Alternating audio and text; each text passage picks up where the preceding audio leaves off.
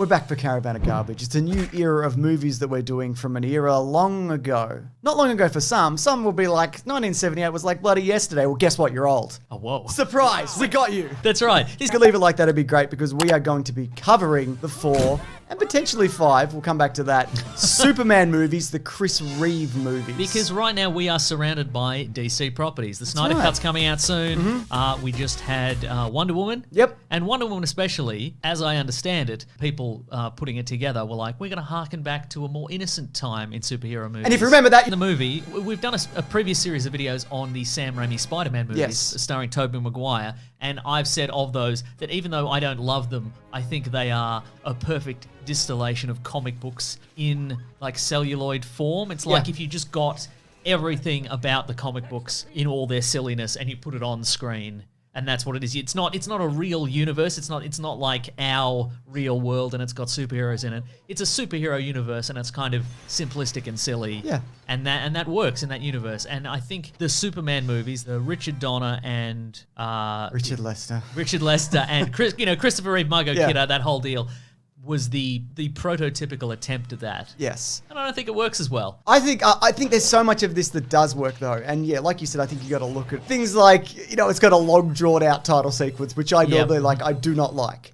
But something about the John Williams score and just like the era this was in, I'm like, yeah, I can sit here for 12 minutes. Well, what's interesting in rewatching it is that I think, because I consider these kind of hokey and kind of silly and simplistic. I think these were probably even hokey at the time because they're not an adaptation even of the Superman comics at the time. In this movie, Clark Kent is a mild-mannered reporter for the Daily Planet, but in the comic books at the time, he wasn't. He was an on-air TV anchor for like WGBS, Galaxy Broadcasting. Yeah, right. Like they'd moved the character on. And so this isn't like an adaptation of the comic books at the time. It feels way more like an adaptation of what the writers remember and they read as a kid. And the George Reeve kind of... Yeah, it's more an adaptation of that. And and you can see that sort of in the character design and in the costumes. Like Christopher Reeve often dresses in like an old, sort of an outdated, like double-breasted suit, he's the Superman from the 40s. Yes.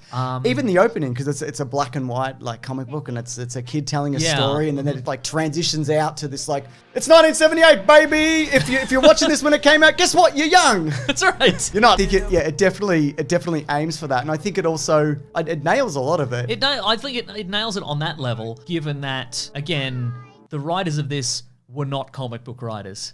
Like, and even at the time, I think, even when we were approaching this era of like, it's got to be a blockbuster, but it's also got to be, film still had a certain amount of prestige. And the reason I guess they didn't get comic book writers for this is because even though they were adapting a comic book, they were like, that's kind of a low art form. The thing that I was always let down on watching these movies is that I always watched them and thought, I don't think anybody who ever wrote a comic book was ever within 100 miles of these movies. And we'll get into why, I think. But if you look at the list of credits, it's originally Mario Puzo who wrote the original Godfather novels. And then I think there was a full rewrite on top of that. It was Tom Mankiewicz came in and is credited for like the Richard Donner, what he ended up shooting. Yeah. But I think also they got names like that, and Marlon Brando and Gene Hackman. And obviously, like Chris Reeve and Margot Kidder were relatively unknowns at the time because they were going for this kind of sweeping epic to be like, this is real. And you know what I mean? We're taking a genuine swing at this. You know what I mean? I think if they were just like, it's fun and comic books and adventures, people were like, well, that's not very serious, is it?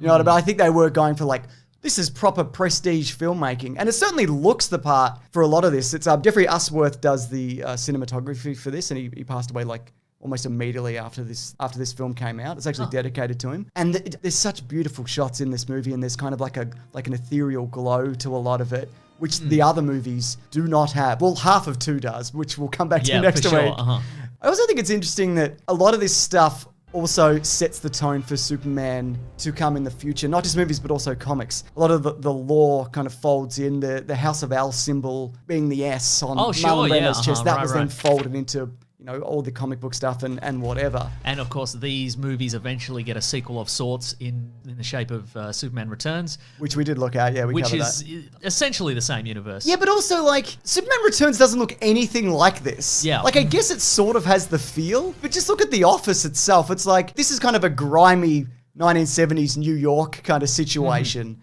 And the other one's got this... Within spitting distance of the Statue of Liberty. Yeah, for some Unless reason. that's the Metropolis Statue of Liberty. It must be. What I also think is interesting about these movies is 1 and 2 were shot back to back. It was like an 18-month grueling shoot. A 500-page script or something. Oh my God, too long, way too Must have long. been cut down. And I guess you can kind of see that it does immediately kind of dovetail into the next movie because the opening of the movie sets up the next movie. We don't come back to the 3 Kryptonians. That's true, yeah. Which I think must have been super unusual at the time to set up these villains that we don't see for another 2 years. Unless audiences at the time were like, good, these people are being punished. We enjoy non sequitur scene of people being punished. Oh my God. Speaking of people being punished, I love just Krypton bureaucrats just going down in just a wall of flame and just bureaucrats just getting a face full of glass. I just really enjoy, like, you know, you were told this was coming and you did nothing. So I appreciate that as always. Yeah. Parallels, Mason, to the modern world, maybe. Oh, I get it now. They're all in bunkers now. They don't give a shit.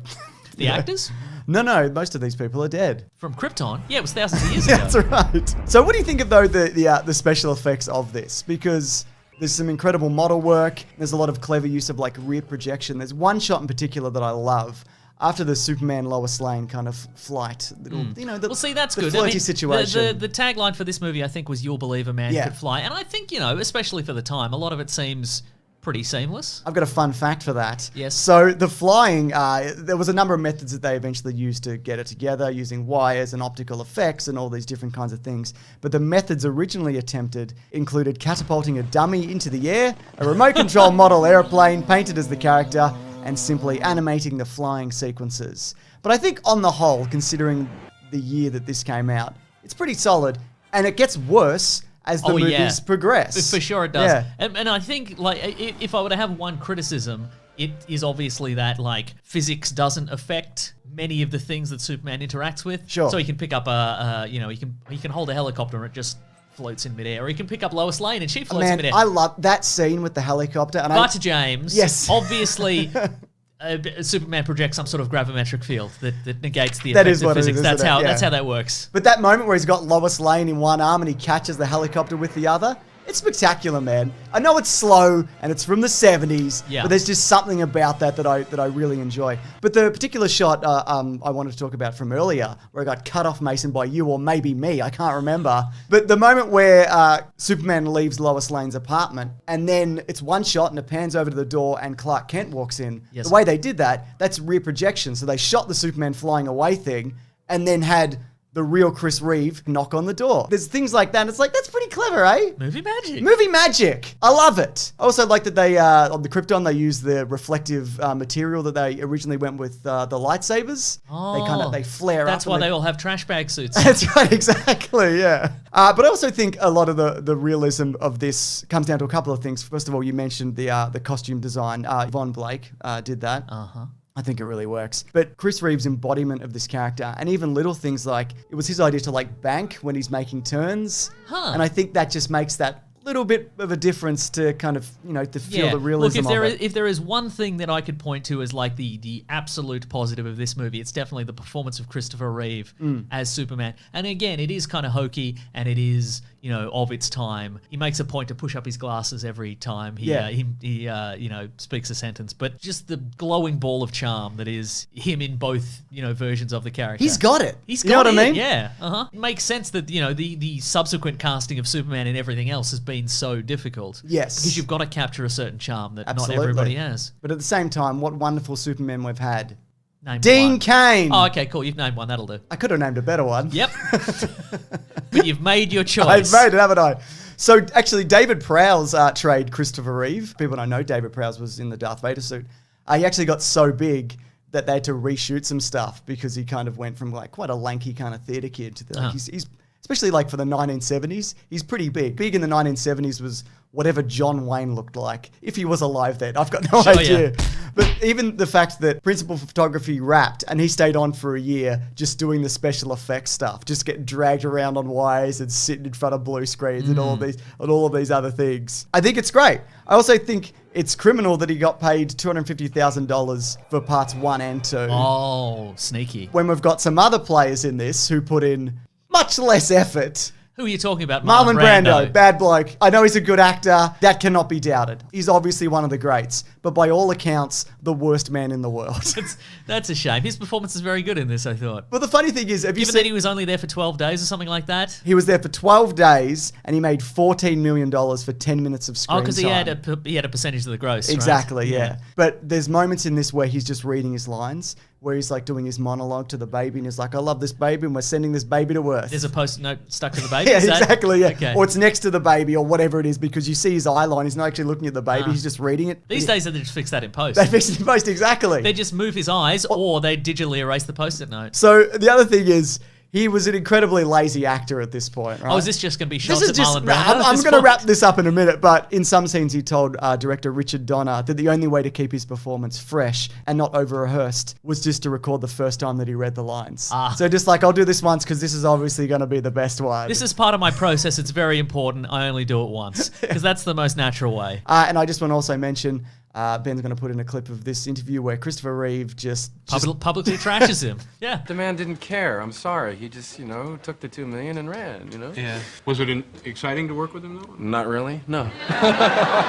And yeah, he's right. Lex Luthor's good as well. Yep. I mean, the Lex Luthor we get. Look, the way I try to look at this movie, I've tried to look at it in two ways. One as just like a fun throwback adventure. Yep. Don't think about it too hard. It's just the newspaper comic strip. Move to the big screen, focus on it like that. And the other way is to look at it as a very cynical old man who's watched way too many comic book movies and tens of thousands of pages of modern day comic books. You've been spoiled by the movie Joker, the high point of cinema. Exactly. So on the one hand, I'm like, well, this... Having just rewatched this, Gene Hackman puts in a fabulous performance as a cartoon villain. Like it's a great performance as someone going drats and curses Superman. Yeah. You've done it again. I'm the smartest man in the world. But as a comic book fan who's seen dozens of different variations of Lex Luthor over the years, I'm like, this is not the Lex Luthor you want to put in the real world. He's just an absolute blowhard who thinks he's smarter than he is because he surrounds himself by idiots. Like he's on the like. I do like the little hijinks. To be fair, there's probably too many hijinks. Yeah, like too many times where they try to go to reprogram the nuclear bomb. You could do that in one scene. You don't need to do a second scene just to make that happen. Because he's meant to be. He considers himself the smartest man in the world. He's got enough money to overpay for a bunch of properties because it's his scheme is this real estate scheme. But also he lives in like an underwater hotel. Yeah. Like just an abandoned hotel, like a mole man? What are you doing? What are you doing, Lex Luthor? Yeah, nobody seems to know who he is. But that being said, I think he's really great. Like, genuinely. And again, it adds that gravitas because, you see the name. The second billing of this movie is also, it's him. It's Brando, then him. Also, Margot Kidder is great as Lois Lane. There were a number of other names considered at the time, one of them being Carrie Fisher, which I think, man, that would have been very interesting also. She would have been 19 or 20 at the time? Yeah. Okay. But she's like fun and fierce and she's like smoking cigarettes furiously. And a bad speller. And she's got she's got the perfect amount of big city cynicism to clash against Clark Kent's small town innocence. Which again, we still kind of see, to this day. But I think the interplay between her and Chris Reeve or her and Superman, or however you want to frame it, you know what I mean? Yep. It's people playing other people. What? Yeah. But they work really well together, and it's because during the filming of this, it was grueling and everybody hated it, and Richard Donner was like killing himself to make this, but he's put together this fun atmosphere to keep everyone going. They fired him immediately after anyway. We'll come back to that next week. But I think you get the genuine sense that those two like each other. You know what I mean? They've got great chemistry.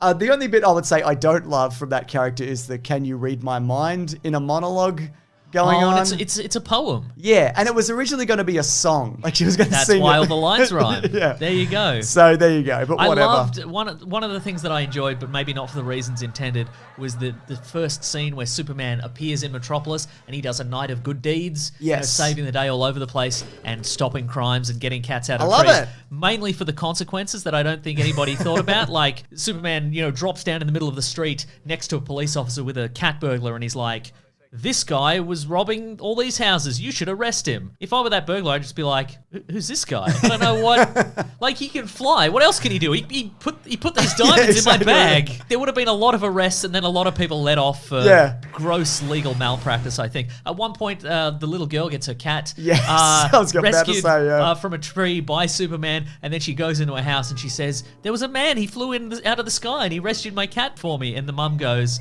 stop telling lies, and then there's the sound effect of a clear, like, audible slap to the back of the head. Here's a fun fact. I was going to save this for trivia. Mark Millar has that cat. Like stuffed. Yeah. Huh, comic book writer Mark Millar. That's right, yeah. Huh. What do you think of that? I love it. He's a big fan. He loves this movie. Have you ever read Superior? Yeah. It's good. It's a lot of homages to this. So I think, though, it could definitely use more Supermaning. Well, that's the thing. It could use a different amount of Supermaning. Yeah. Different scales of Supermaning, different ways of saving the day. Like time travel. Well, see, that's the thing. Like, I feel like in not using anybody who ever was within 100 miles of a comic book, what seems to have come through with the writing of this is, it's comic books. You can just say anything happens. He can just say you can do a thing. Just say you can look at a Great Wall of China and it comes back. See, here's the thing, though. I think this movie does less of it. It's like the beginning of the Superman silliness. You know what I mean? Like, there's a moment where he jumps out of the building and the suit just kind of appears on him. Sure, yeah. But of course, they kind of make the effort earlier in the movie where he goes through like a revolving door. Yes, so he changes really quickly. I think that stuff really ramps up later where it's just literally anything. We've mentioned this before, but one of the reasons people don't like Superman as a superhero is because they're like, nothing can hurt him, he can do anything. Yeah. Who cares? And that was the problem that was facing comic book Superman writers at the time. And so in between probably Superman 3 and Superman 4, maybe 1985, 1986, Superman was rebooted and they significantly reduced his power set so they couldn't encounter these problems. And here's the thing, I don't think there is a problem with saying just have Superman fly, depending on your perspective, either reversing time or flying back through time and doing that to save the day and correct some of the mistakes he made prior. But you need some rules on that. Yeah. Because otherwise, the only foreshadowing for him traveling through time is that They tell him not to? Marlon Brando says, definitely don't do it.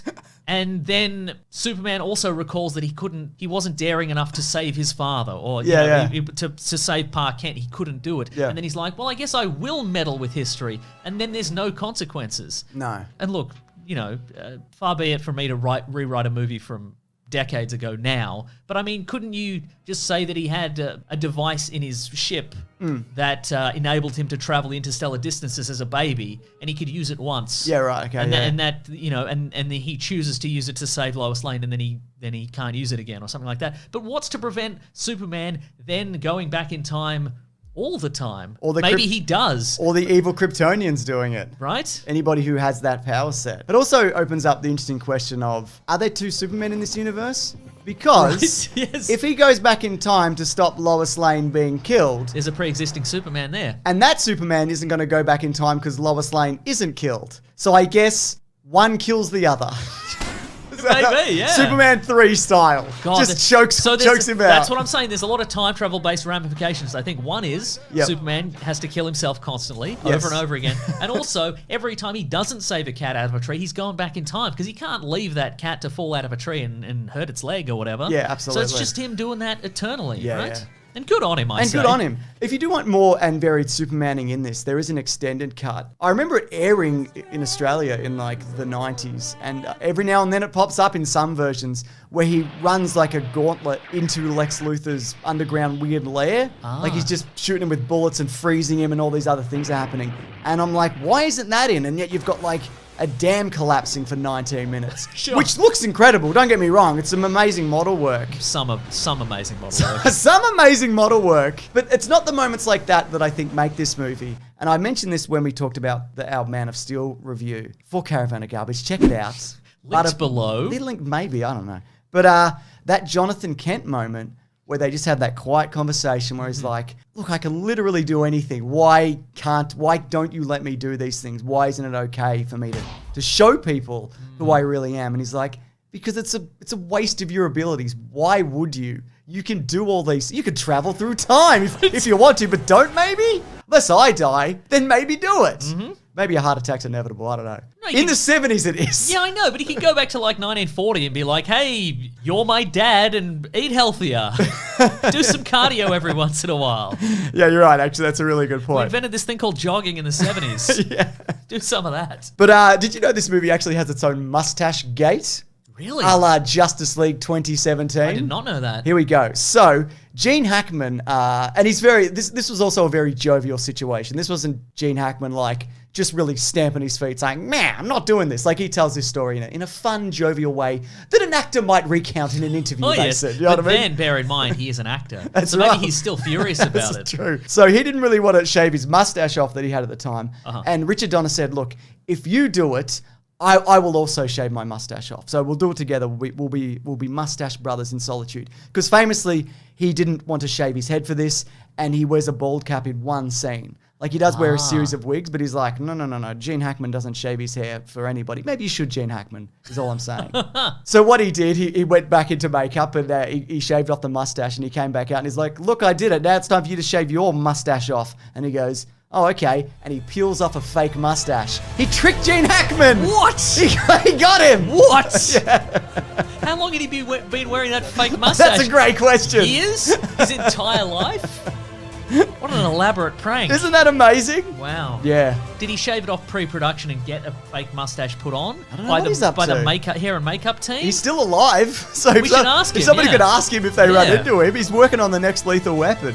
So yeah, he's like 95 years old. I got some super trivia, super stuff, Superman trivia. I'm ready for this? Yeah.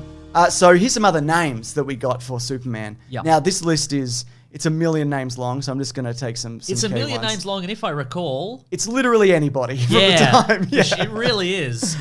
So we got James Caan, Robert Redford, Clint Eastwood, Muhammad Ali, Nick Nolte, Elton John, Albert Pacino. Did you say Elton John? Yes, And I did. moved on like it was nothing. Incredible. Paul Newman was offered Superman, Lex Luthor, or Jor-El for $4 million. Just pick a role. Wow. And he went, nah. And eventually they cast an unknown, or a relatively unknown at Did the you time. say also Dustin Hoffman on that list, I think? Dustin Hoffman was on the That's list. the one yes. that I remember being like, Yeah, he'd work well for the Clark Kent role, I guess. I don't guess know. it would. Yeah. He could bulk up his height. Very wide. He'd just become very, very wide. I know Stallone actually got vetoed by Brando. He's still angry about this particular moment in time. I think... There could have been two Italian stallions on screen. But I think because a lot of people were comparing Stallone to Brando at the time, and he he'd was done like Rocky stuff. and he was like a notoriously petty and jealous man, Brando, among all Oh, the other. we're back to Brando Yeah, talk. I didn't mean to be. I actually didn't even write this down. But among all his other bad qualities, this was one of them. And so he very much like stepped in and was like, absolutely not. And look, to be fair, I don't think Stallone is a good choice for this. But there you go. Wow, it's almost like you and Brando are on exactly the same page on all things. So here we go. More trivia, Mason. I'm ready. Christopher Lee turned down Zod Oh. because he just moved to Hollywood to dodge taxes. He was like, I can't go back to England. There's taxes waiting for me there. I won't have this it. was filmed in England, is what you're saying. Yeah, a lot of it was. Okay, yeah. right. So the Mario Puzo script that was reworked into a completely different thing, even though he's like credited up top because people are like Godfather. Sure, yeah. It included one very famous camp moment where Lex Luthor encountered Telly Savalas As Kojak. and then Kojak offered Lex Luthor a lollipop and asked him his trademark line, "Who loves your baby?" Because they're both bald. Is I that guess the joke? I guess that's the joke. Here's another little bit of Brando trivia. And maybe Oh, we're back on Brando. Yeah, Now we're who's obsessed with Brando, Mason? Me, because you put all this Brando ideas Juice. in my head. All the Brando juice is dripping down my head. Apparently, Brando proposed to one of the writers that in the first meeting with Jor-El would appear as a green suitcase or a bagel with Brando's voice. But Donna persuaded him otherwise. I think that was one of his famous pranks at the time. And by pranks, I mean just being the worst guy. Just holding up everybody's day. Do you know what I mean? Yeah, no, I Just the understand. kind of guy that he was. So Susanna York, who played Lara, she wasn't really happy with the way that the script went because there's a particular scene where Jor-El makes a big speech and, gives him a magic crystal and all that. It's like, you can do anything and I love you and whatever. And her quote from this is, I didn't give him dick. That was what she said. And it's also interesting because he puts his whole consciousness or like an element of into this computing system so he can converse with his son in the same way that the Russell Crowe version does. Yes. And the mother just gets nothing. She just dies in an explosion. I guess it's a tradition for On Lara. Krypton, don't question their culture, Yeah. James. That being said, Yes. the Brando stuff had to be reshot for part 2, so she does get a bigger role. Gotcha. Gotcha. Okay, here's a question for you, though. This is a trivia. When the bit where Superman looks at the phone, that's not a proper phone booth, so he's like, Oh, yeah, it's like fun a joke. clever Yep, nod. yep. What would happen now if they did that exact gag now? Would he look at one of those iPhone charging stations that you gotta swipe a credit card to get 15 minutes of good charge? question, maybe, What's he yeah. stopping to look at? A TikTok house. You know, those houses where there's just influencers? Yeah, sure. And they're all doing TikTok? They're all it just looks at the whole house. He x-rays it and there's like 400 mobile phone devices and computers or whatever. And he's like, damn, I can't change into Superman in any of that. But he could. He could absolutely In a do TikTok. it. He just jump in there and do it. People would think it was a TikTok trick. There's a couple of things that I just wanted to make mention of.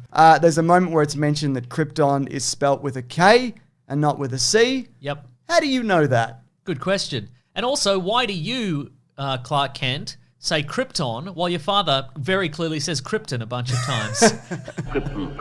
Krypton. It's a regional dialect. Also, it's a Kansas dialect. Also, when you were learning all this stuff about Earth and its people and whatever, Clark, when did you decide to just tell everybody all your strengths and weaknesses in a newspaper article? Do you think that was a clever idea? Did No, it wasn't maybe a- Jor-El advise against that, or no? Wasn't a very good idea. Dumb idea, I Because think. it was, even though he told the dumbest man in the world, he still got one up on him. Yep. And if it wasn't for love, he would have drowned in that pool. That's right. Actually, I got one bit of fun trivia, Mason. I'm ready. So at one point, it was planned that the film would end with a giant hologram of Superman flying out into theaters. How? Are they just going to be like, now put on your 3D glasses? Wow. Yeah. Now, they would have hired a bunch of out-of-work actors Yeah, you're to just probably run right, up the yeah. aisle in a Superman Yeah. suit. That being said, Yes. there is something, and I dare to use the word, but I mean it, there is something magical about Chris Reeve drifting past the camera, like looking at the audience, giving a wink and just floating on by. I love that part of the Superman Incredible. mythos. Yeah, no, it's good. Yeah, It's good, yeah. I love it. We're back for Caravan of Garbage, talking about what is considered by many the gold standard of not only Superman movies, but comic book movies in general, Superman 2. Superman 2. From 1980, or as you told me before the show, 81, depending where you were in the world. Australia apparently got it 6 months before everybody else did. Why? Don't know. Australia is mentioned. Lex Luthor wants Australia. Maybe they're like, it's good enough for us. You know how Australians, any kind of mention of that's Australia true. in a movie, we're like, oh, yes, please. Thank you for noticing, finally. We demand this movie now. I mean, this Superman 2 of the Christopher Reeve Superman movie is probably the one I've seen most. Yeah, same. Probably because it's the one that was on TV most when I was a kid. It's got the action. It's got the action. It's got Superman versus 3 beings of equal power, probably, maybe? What's going on with anybody's powers in this movie? See, it's interesting coming back to this movie that I loved as a kid. And I Yes. say loved because... 3 people die at the end. Yes, that's why I love it, yeah. They fall into a bottomless pit and never return. I think this movie's broken. How so? Because it's clearly a mishmash of 2 different styles and ideas. Yeah. So I'm going to go through why that is the case, if you don't mind. I can do it up top. Oh, I see, right. People have to leave a like, though, if I'm going to do that, obviously. I'll wait. How long will you wait, though? As long as it takes. Huh. They did it. They all did it. Okay, Everyone good, did it, so excellent. that's good, yeah. So, again, we mentioned last week how it was an 18-month shoot to get this done, as well as the first movie. There were long days for everybody. Filming 2 movies at once is pretty much impossible. Richard Donner kept it together. He didn't really have a production budget or a schedule, but they were just always like, you're behind and you're over budget. And he's like, specifically how? But yeah, so this ended up being like a lot shorter than the other one. It's just a bit over 2 hours. Now, 3/4 of the original Superman 2 was filmed, right? Something like that? Yeah, maybe even more. Yeah. With Richard Donner at the helm. Yes. And then they were like, we're scrapping all of it. We're Yeah. starting again. So essentially, as soon as the first movie came out, they fired Dick Donner. Like, straight away, they weren't happy with him. They was arguing with the producers. More like a Dick Don'ter, they said. So they said to him. He, of course, does get the famous Donner cut of this film, which came out in the mid-2000s. So to get credit for this movie, Richard Lester needed to film 51% of it. That's why his name is at the top of this movie. Okay. So 30% of the footage remains, They filmed the rest of it in 1979, and you can see in a lot of moments that it is a combination of styles and even the same scenes filmed years apart. Like there's a moment where the Kryptonians bust into the Daily Planet. A lot of that is filmed one was filmed in 77, one was filmed in 79. Terrence Stamp had lost a leg by that point. Exactly. It's a wooden leg. He had a peg leg. That's right. It's really obvious when you see it, when it's pointed out to you. So, but because of this, there was massive backlash for those involved. John Williams, who composed the score for the first movie, which is iconic to this day. It's an incredible score. He decided after seeing the rough cut of Superman 2, the Richard Lester version, that he could no longer commit to the project. Which is why the credits say music by someone based on original compositions by John Williams. Exactly, yeah. Margot Kidder hated it as well because she had less to do. She just basically sat around in her trailer for most of it, and then they'd pedal her out and she'd go, "Oh, Superman, oh no." Like she was like, "Fuck that, it was a bunch of bullshit." So they could have got a broom with a wig. Exactly. And the style that they took, drastically different, right? So this is a quote from Richard Lester about the direction that he took coming out of this, okay? So he says, "I think that Donner was emphasizing a kind of grandiose myth in our several sequences, an enormous scale. There was this type of epic quality, which isn't in my nature, so my work really didn't embrace that. That's not me. I'm more quirky and I play around with slightly more unexpected silliness." So yeah, you can definitely see that, and even more so in Superman 3, a movie that he had complete creative control on. It's just nonsense. And there's a lot of nonsense in this movie. And a common criticism for this movie at the time and also since is a lot of it is it just looks flat. It's like a sitcom. Like you go into a room and it's framed like they're comic book panels. That's the idea. So that's like one person standing on the one side of the room and the other one's on the other, and they're just kind of chattering back and forth at each other. And of course, Jeffrey Unsworth, who was the cinematographer on the first one, and he did 2001: A Space Odyssey, he died immediately after the first one, so he couldn't come back. So that's why this movie looks great sometimes and then doesn't look very good other times, a lot of the time. And also has a suspiciously edited out Marlon Brando. Do you want to know about this? Well, I think regardless of what I want, you're going to tell me I about was it. asking the listeners and watchers. You hate Marlon Brando. I don't hate him. I just think he's a bad bloke. All right. And a good actor. And maybe an activist, but also terrible. People can be many things. Go on. So you may have noticed that a lot of the scenes between Superman and the crystals that he talks to, Sure. it's with Susanna York, who plays Lara. Lara, exactly, his Kryptonian mother. Because originally Richard Donner had filmed Superman talking to his father in this movie, but Marlon Brando sued and won a share of the first film's gross, and the lawsuit also awarded him a share of this film's gross, even though he doesn't appear in it. So he had to be replaced in his scenes. And you see, at moments at the start, you remember the Kryptonian Council that happened in the first movie? Yeah, he's not It in happens that. again, but he's just not there. Yeah, he was the deciding vote in the original version, but not at all. That's interesting because you'd think that if he got a share of the gross, you'd be like, well, in that case, Brando, you're going to have to be in every scene. Yeah, exactly. We're not going to make you do less work. We're going to make you do more work. It doesn't make any sense. Yeah, we want you in the background cheering on Superman in every scene. Yeah, Superman, yeah. That's my Brando. Nice. He's obviously a better actor than me, obviously. Yeah. That's one of the qualities that he has that I don't. Correct. Anyway, look, I've prattled on enough. What do you think Do you of mean this? in your career? Yeah, yeah, that's it. I'm ending it. Goodbye, everybody. We had a good run. He's getting up. He's We had actually an getting out of okay his chair. run. He's getting out of his chair, but he hasn't taken his headphones off, so I don't believe him because he's a bad actor.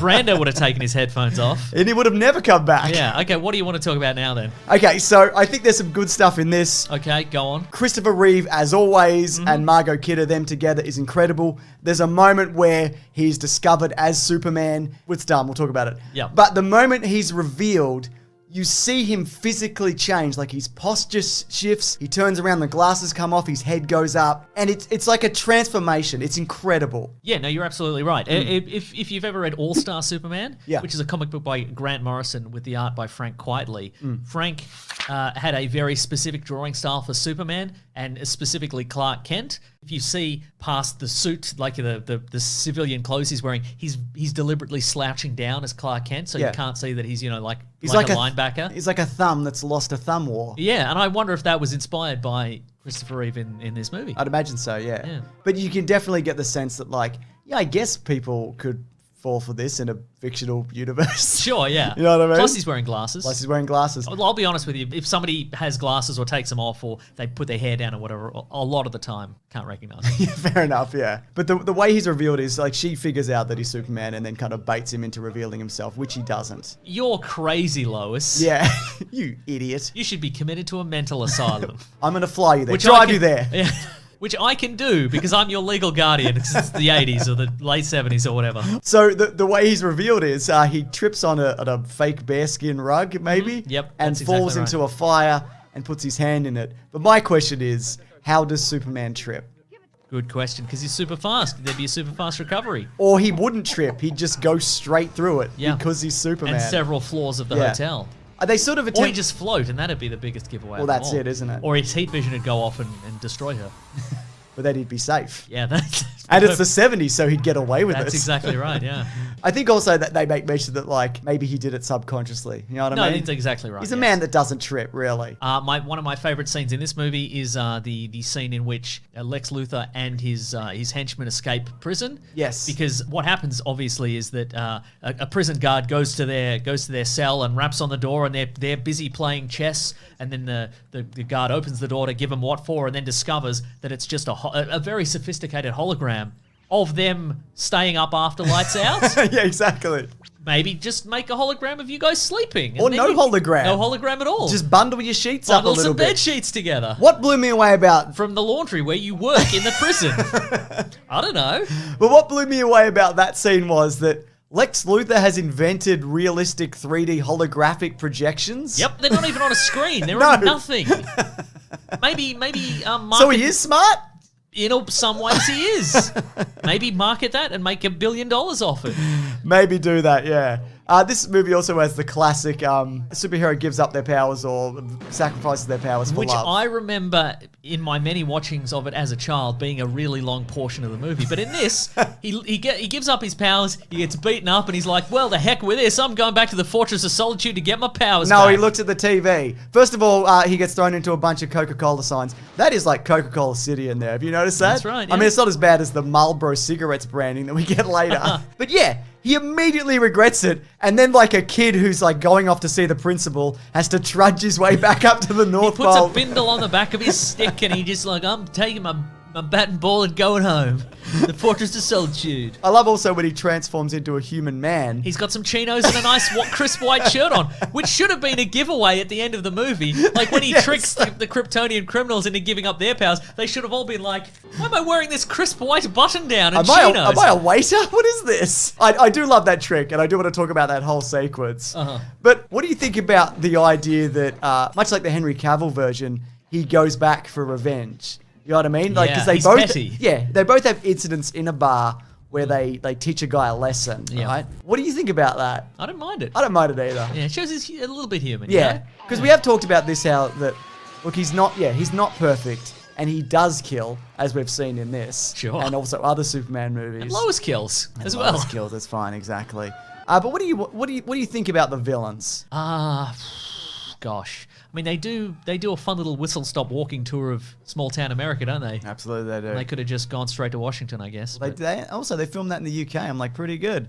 Also, how do powers work in this? Again, we talked about last week how it was the start of the Superman silliness in movies. They're just lifting people up with their minds and levitating guns and all these kinds of Well, things. look, I'm sure some people have said, who've thought about it more than us, have said that perhaps how Kryptonian physiology works is when you discover your powers, you get different ones depending on what you attempt. When you land on Earth and the yellow sun radiation is going through your body, then what you attempt to do is what the powers you Okay, get. So maybe sure.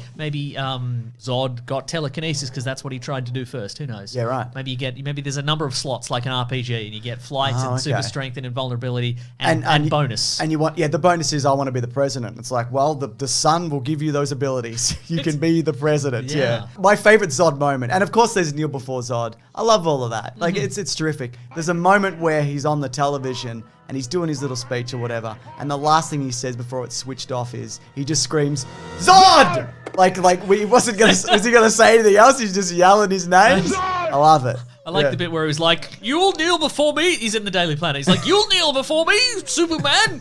come back here. And then he just has to zip off after it. Exactly, yeah. There's actually also a fourth uncast villain called Jack L. Okay. Jackal. Do you get it? No.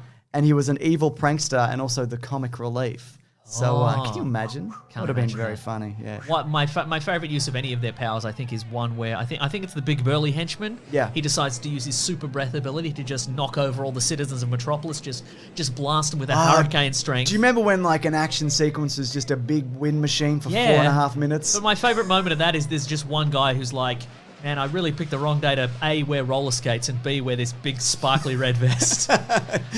I'm spiraling out of control here. So all of those gags, that's Richard Lester apparently. He was like, I'm doing fun little gags. So, he's not without talent. I appreciated it. Yeah, me too. What do you think about the action in this in general? There was a spectacular kick at one point. Did you see the Chris Reeve kick? Where he kicks one of the Kryptonians. It's obviously dated, isn't it? I think people were kind of crying out for Superman to punch somebody because this was the last time we'd seen Superman on screen in a physical confrontation, like of equal match. Yeah, that's I'm right. talking about in the movies. I know we've seen what Dean Kane's up to, probably, haven't we? Sure. He gets another mention for some reason, doesn't he? Sure. None of the other ones do. No. Wild. I don't know what's going on there, yeah. But yeah, I think that scene, though, what it comes down to for me, why it works is they discover his weakness, and it's that he likes people. He doesn't want them to get crushed by big trucks and stuff. You know what I mean? Right, yeah. I think that's really great. And I think some other versions of Superman maybe lack that humanity. Oh, hello. Yeah, we've talked about it, but yeah, I think it does a good job of, the people! The people! It's like, it's good. Yeah. I like it. Anyway, weird powers. Let's talk about weird powers. Go on, let's talk about it. Side note, speaking of powers generally, Superman does seem to have very selective super senses in these movies. I didn't mention it prior to this, but in the first one, he doesn't notice that Lois's helicopter has crashed on the top of the building he's in. In this one, he goes all sotto voce to Lex Luthor and he's like, "Hey Lex, we should get him in this chamber. Get him in the chamber." What do you think? Do you not?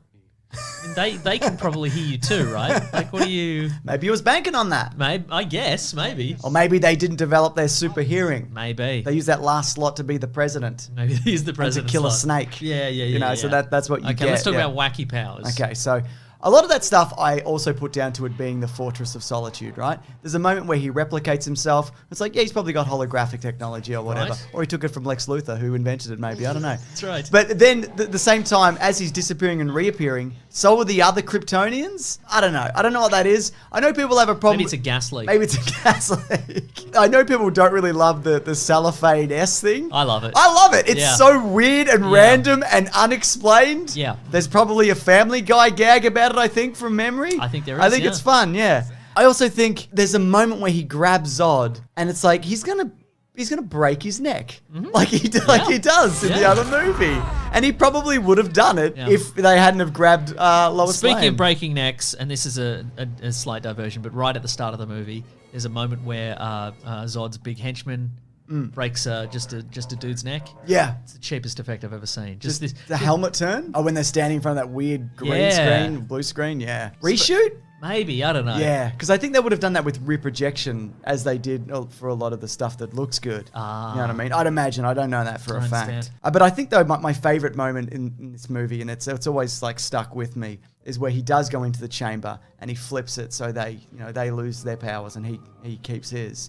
And when he does the kneel and he breaks his hand, you see the look on his face and he realizes that like he's done. And and the music like swells and he picks him up and he kills him. Like though apparently in some versions that aired on TV they get arrested. They all get arrested at the end. But just the Arctic police show up. Yeah, exactly. And they put him in the Arctic paddy wagon. That's right. But also maybe he threw them down into a Kryptonian prison or whatever. Yeah, we don't really know. But I just think that's an incredible moment. It shows that Superman is, he's not just like brute strength and powers. He's using his thinking. noodle. He's thinking. Yeah. And sometimes he thinks about a memory wiping kiss. And he outsmarted Lex Luthor, one of the dumbest men in the world. But yeah, he did. Sometimes he does a memory wiping kiss. Super weird. And again, that's not the way a modern superhero movie would go. Again, we've got two hats on with this. One is always looking at this in terms of like it's just a fun throwback to 1940s Superman newspaper comic strips, and one just cynical Just two awful people in a room being like, why isn't this more modern? Yeah, why isn't isn't this it? thing from the 80s more modern? It's just weird that he wasn't like, I mean, you know, she held her own. She threw one of these Kryptonians to her death. Yeah. Why not let her in on the secret and just let her be? I mean, it's going to happen eventually. Yeah, exactly. They were married in the comics at this point. So. Well, this is something that doesn't happen in the Donna cut. I may as well ask this question now. Look, we're definitely going to come back and do Superman 3 next week. Yes. But would people like us to cover the Donna cut at the end of this? So we'll do 3 and 4 and then circle back Sure. to this movie. Maybe. I'd like to check it out. Yeah, same. Anyway, with the memory wiping kiss, Yeah. that is a power that he's had in the comics. Sure. But also he's had every power. He can shoot a little Superman out of his hand. That's a right. power. So Yeah. he can just do anything in the comics. So I think if you just go, well, that's a thing that he had, it's not good enough. You know what I mean? Yeah. Just to put something And in also, like that. can he specify what memories he erases and how long the erasure goes, depending on how he does the kiss? Yeah, absolutely. You know? Also, you may have noticed, but Gene Hackman didn't return for any reshoots. Also, I think he's really fun in this, and there's a great recurring gag where they keep going to kill him, and then he's out. He has like this mock outrage, and then he has to offer them the next thing. Oh, yeah. And I think that's a really fun kind of like indignation of like, how dare you? Yeah, I think this is the one where he really settled into the character and he's like, I'm just going to have fun with Yeah. this, which I very much appreciate. But a lot of the stuff that they reshot where he's in, it's just a stand-in the background because he didn't come back. Yeah, he was like, yeah, I think I'm doing another movie. He said, I think I'm doing another movie. I got some things I just want to mention at the end, just some miscellaneous facts and just things that I went, oh yeah, here we go. That's what the title of this segment is called, so obviously that's what we'll be doing here. So shout out to John Ratzenberger from Cheers, who appears in this movie. Is he one of the bar patrons? Can't remember, but he's in it. I think he's one of the NASA dudes, maybe. I don't know, but he's in it. No, he is, yeah. He's also in Empire Strikes Back, which probably filmed around the same time as the reshoots of this did. So he's probably So in the I'd building. imagine, yeah, that's how that worked. And shout out to Harry Potter's mean uncle, who's also in this as well, yeah. I like the line where when he saves the kid on the waterfall, or that dummy that you see tumble down at one point, and you just hear somebody yell, of course he's Jewish, which is, of course, is a callback to his origins, because his creators were Jewish. I think that's fun. It's got the classic moment. Although traditionally in the comic books he is Methodist. Is he? Yeah. Oh my goodness. Hope we're not going to start some kind of religious war. Holy war? No, we are. Okay, good. Let's start one in the comments. So it's also got a classic moment of a guy who's like, "What have I been drinking?" When he sees him walk that's on right, water. I know you love a gag like that. do. And shout out also to Clifton James, who plays the sheriff, but also plays the Sheriff J.W. Pepper in the James Bond movies. Yes. Same the Roger guy? Moore era. Maybe. Maybe. I mean, the last one was supposed to have Kojak at one point, so Why not? Why not? I guess. Yeah, I was kind of. Look, it's fun. You know, it's got some great moments and great performances, but it's not as good as I remember it being, unfortunately. Yeah. What about you? It's definitely longer than I remember it being. I think in the past, maybe as a kid, I probably watched the scene, you know, in the small town with the, Yeah. you know, they're battling the police and the army, and then the scene at the end where they're fighting in the Fortress of Solitude, and I probably, you know, left the room in between. So We are back for Caravan of Garbage. Not complete. I wish it was completing. We're doing all the Christopher Reeve Superman movies. effortlessly charming Christopher Reeve, a shining light in movies of wildly varying quality, in my opinion. Yeah, it does feel like diminishing returns. Now, at this you must be point. happy watching this one, though, because Marlon Brando's not in it. First one that he's not in. It certainly it helps. Side note, have we mentioned how weird it is that both Marlon Brando and Russell Crowe have both portrayed Jor-El? Yes. But also, pre-finding fame in the movies, Russell Crowe, as musical artist Russ LaRock, released a single called I Just Want to Be Like Marlon Brando. Oh my goodness. Just wanna be like Marlon Brando. Do you think that when he got the role as Jor-El, he was like, the prophecy's true?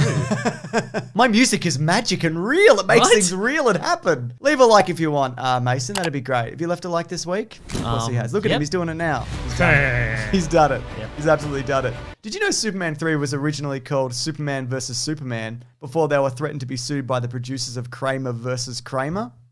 Huh. Yeah. The non-superhero drama. It's not even Michael Richards Kramer versus Michael Richards Kramer. No, absolutely not. But it is also, it's a confusing film in terms of who's the villain, where is it going, Is it a comedy? who's Is the it- main character, is it Superman? Not really. Look, at the outset, you get the idea very quickly. They wanted it to be two things. Yeah. And so it just comes across as two separate movies. One is a Superman movie with not a lot going on, really. Yeah. And the other is a slapstick Richard Pryor comedy where he's like he's an unemployed bum, and then it turns out he's really good with computers, and he runs a heist, and he gets up to hijinks. And also it's not really a Superman movie where one of the major action sequences in this movie is Richard Pryor explaining a thing that Superman did. Yeah, they've given him a lot of space to do Richard Pryor stuff. But it's not good improv. No, I mean, at all. There's a point where he's not bouncing off anybody either. They all stand there. Well, exactly. It seems like they gave direction. Richard Pryor's going to do some Richard Pryor stuff. Yeah. Just everybody else stand there and cop it. Because there's a point where Superman he's come back to Smallville and he's receiving an award on stage from the people of Smallville, and Richard Pryor just shows up dressed as a military general in a Jeep with some kryptonite to, kill Superman or impede him in some way. And then rather than just throw it at him, he decides to do this thing where he's going to also present Superman with an award, and he does a big monologue about the military or something. I don't remember what the monologue was about because it went for a while. Yeah, but it wasn't good. It wasn't bad. good. I like him in things. So do I. But not this. Not this particular thing, which I hadn't seen since I was a kid. I think this is my second viewing of this. Yeah, well, exciting, isn't it? He was obviously a big name at the time, and like Brando, he was paid like a staggering amount of money, $5 million.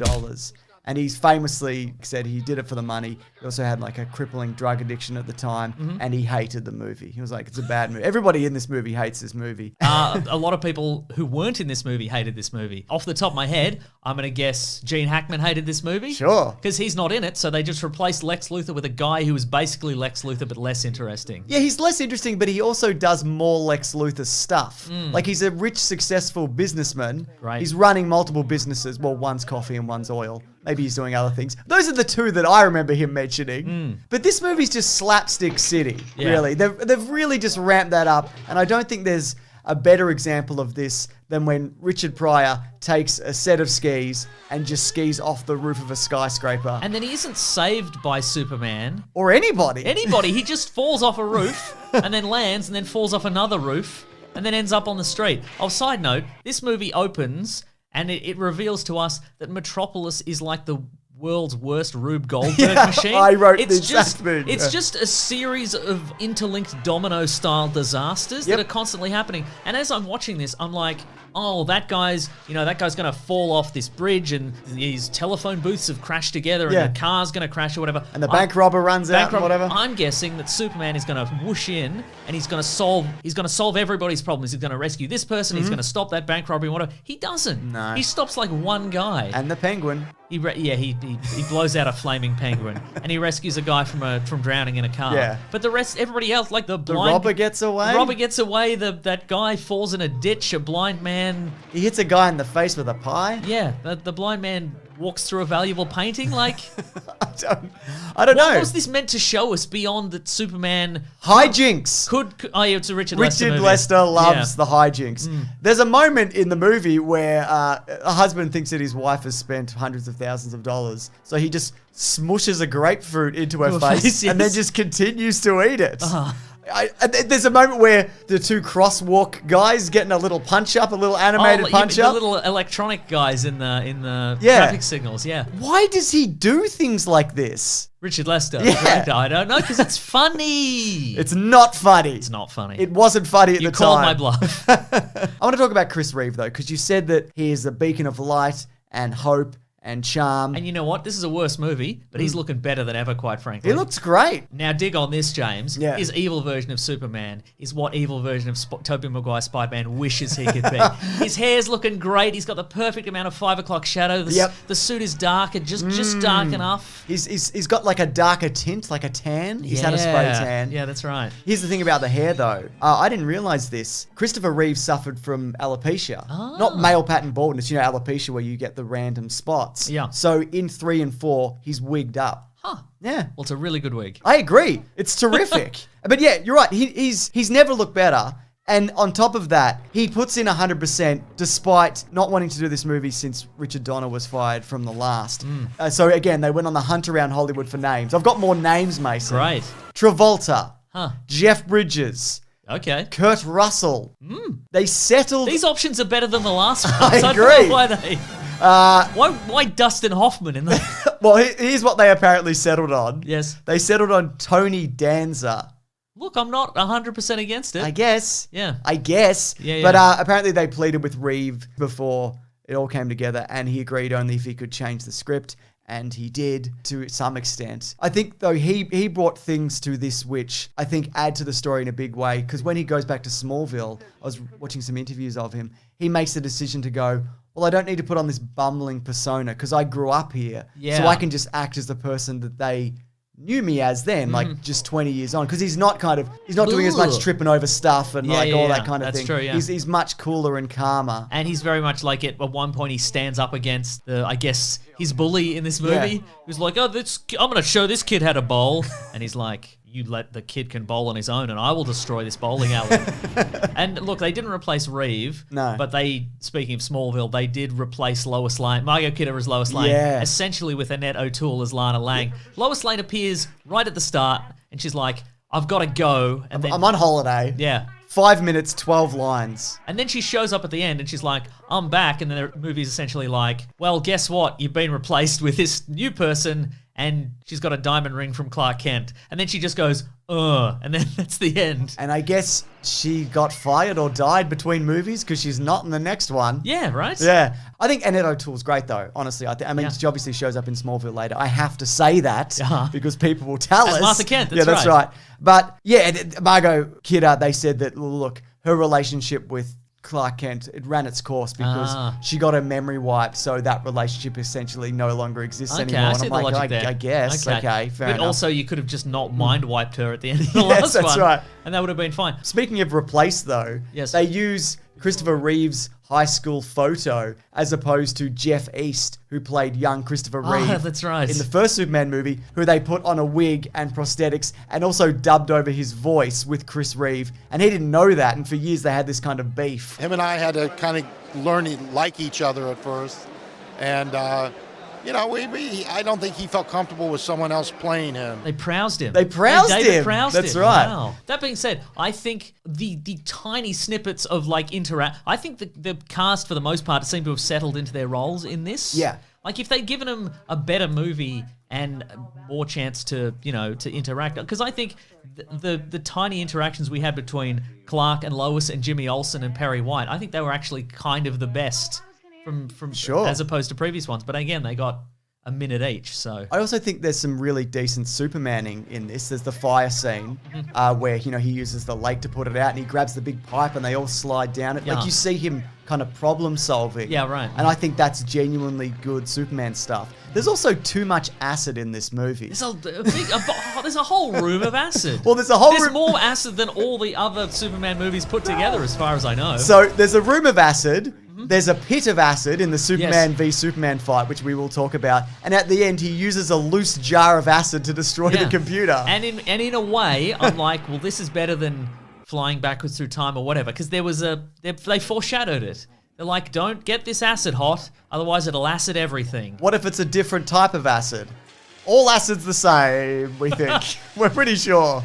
There's also another Superman moment that I really love is the bit where he goes into the photo booth, takes the photos, Yep.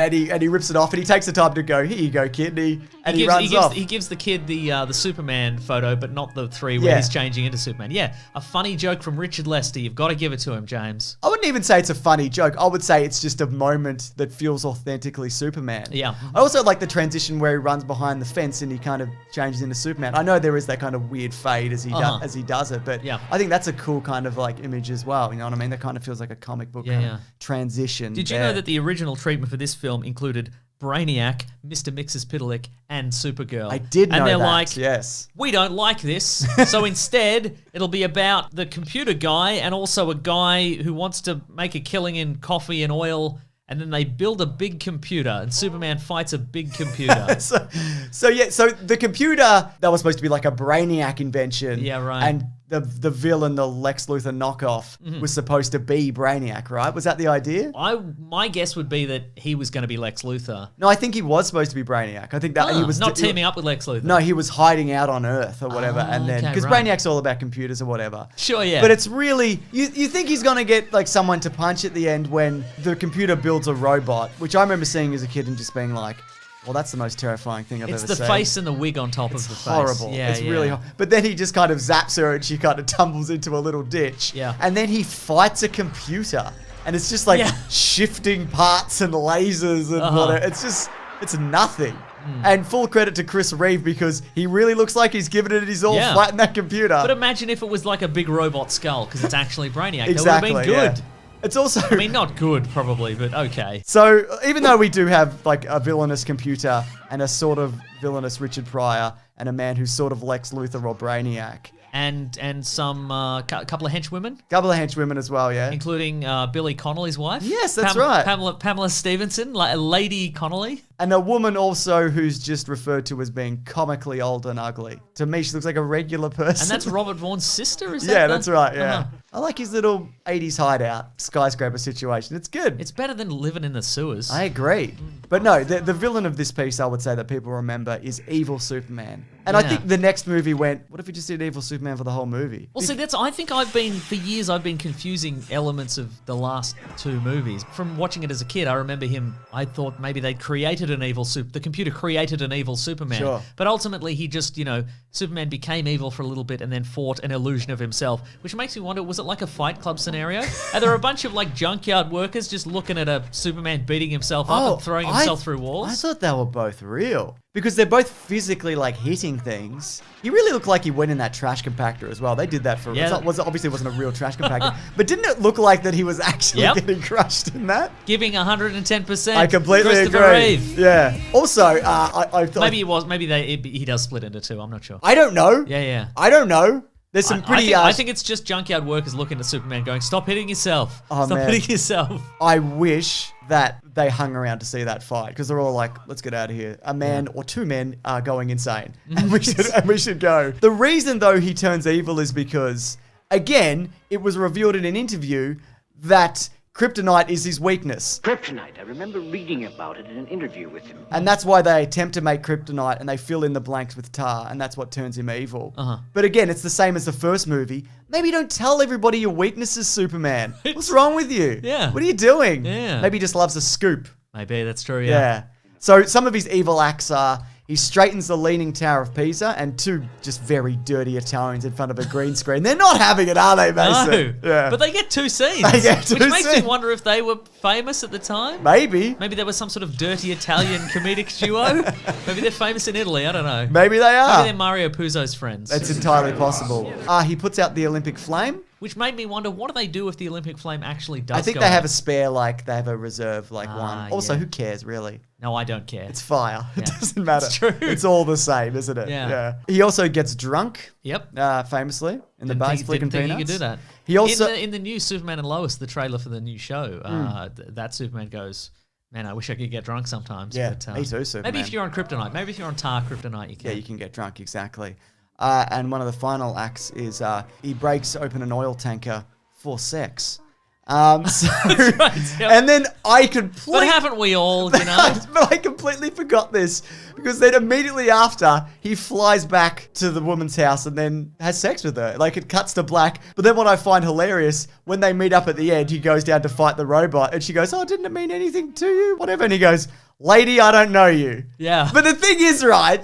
Direct quote. But he would have had to have known her because he knew to go and fix the oil tanker. Do you know what I mean? Oh, I see what He's you're just like, saying. "I would never. Not me. I'm Right. Superman. I don't do that." Also, he went to her apartment after he turned good and there was the message waiting for him. That's a good He point. clearly remembers. And they were like, "Superman, come to us if you dare." And then they're like, "We'll defeat him we're on little chairs with balloons attached. He'll fall into this trap where we just shoot rockets at an invincible man." Yeah, exactly. Also, that's not how computer games work. Well- You don't get points if you miss a target. No, you don't don't, get do points it. for trying Robert Vaughn. No, well, I was going to save this for trivia, but I think most of our trivia has been used already. Oh no, I've got one piece that I'll keep for later. But the video game... Folks, look forward to our new segment, One Piece of Trivia. The video game was created for the film. It originally looked so... Really? Yes, I know. I love this. It originally looked so lifelike that the creators were asked to make it more computer-like. I bet it didn't. Can you imagine how lifelike it could have looked? Like it would have tricked audiences? What is this? We don't understand.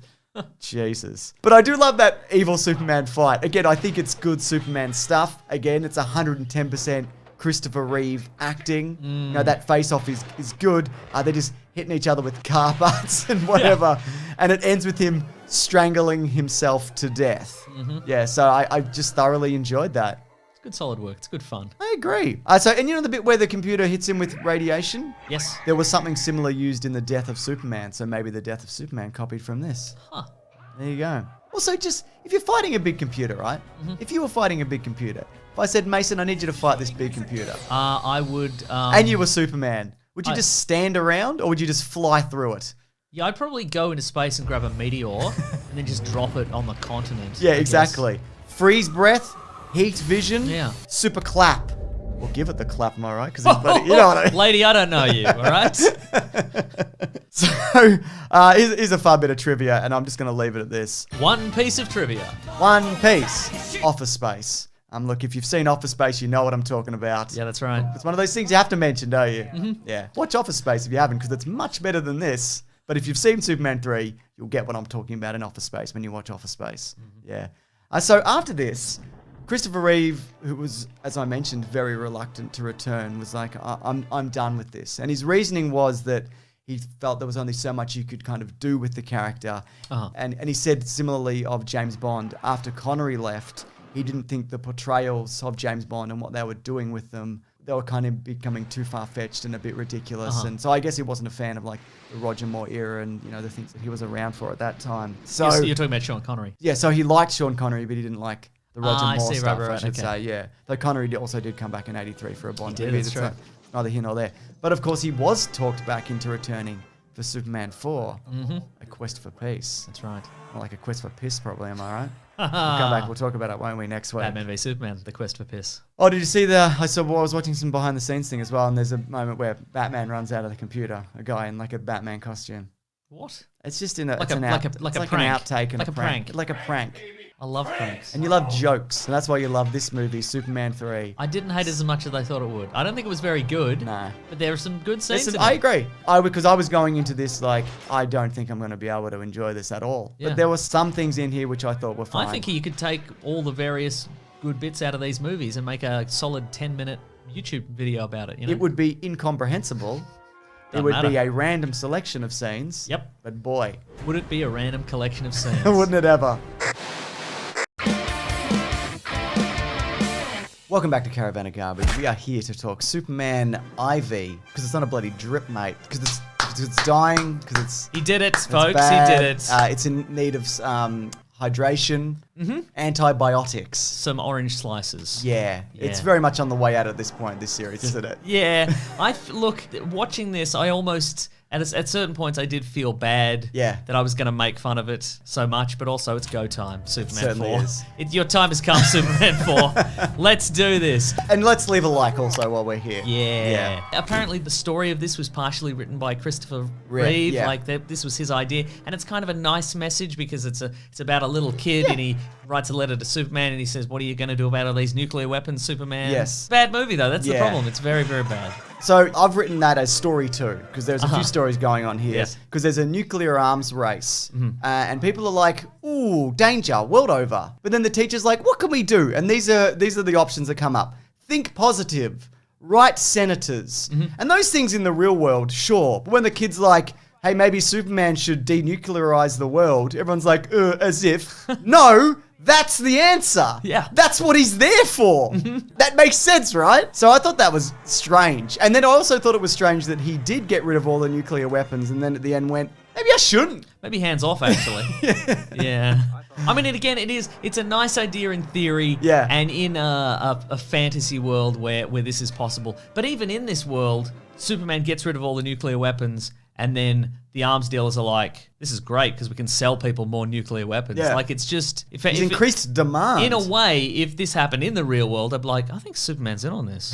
Is, Superman making a little like extra coin on the side there. Is he short stocking the nuclear arms market? Oh my God. If that's what short stocking is? Yes. Excellent. Fun little fact from this. This only relates to me specifically. But this is the first movie that I ever saw in cinemas. Wow. I was maybe 3 or 4 when it came to Australia. I definitely remember memories of watching it as a kid. Yeah.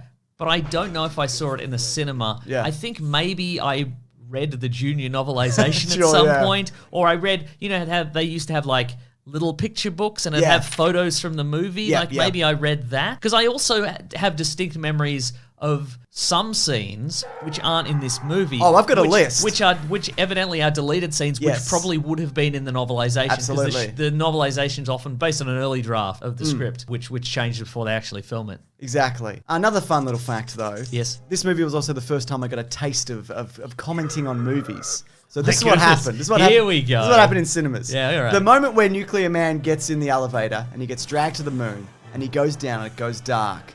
The cinema's silent. There's tension. It's riding high because you know the sun is just going to crest over the moon. Do you know what I mean? Yeah. And I said out loud, "Is he dead?" And everybody laughed. And Mixed emotions. How'd you feel? well, I kind of was, honestly, I was just kind of like, "Meh." Like, it didn't bother me, but like, I think if that would have happened a year later, I would have been horribly embarrassed. Yeah. So yeah, I think I was young enough to be like, I don't give a fuck. Yeah. And if it happened to you now, you would have been like, yes, I've got the audience in the palm of my hands.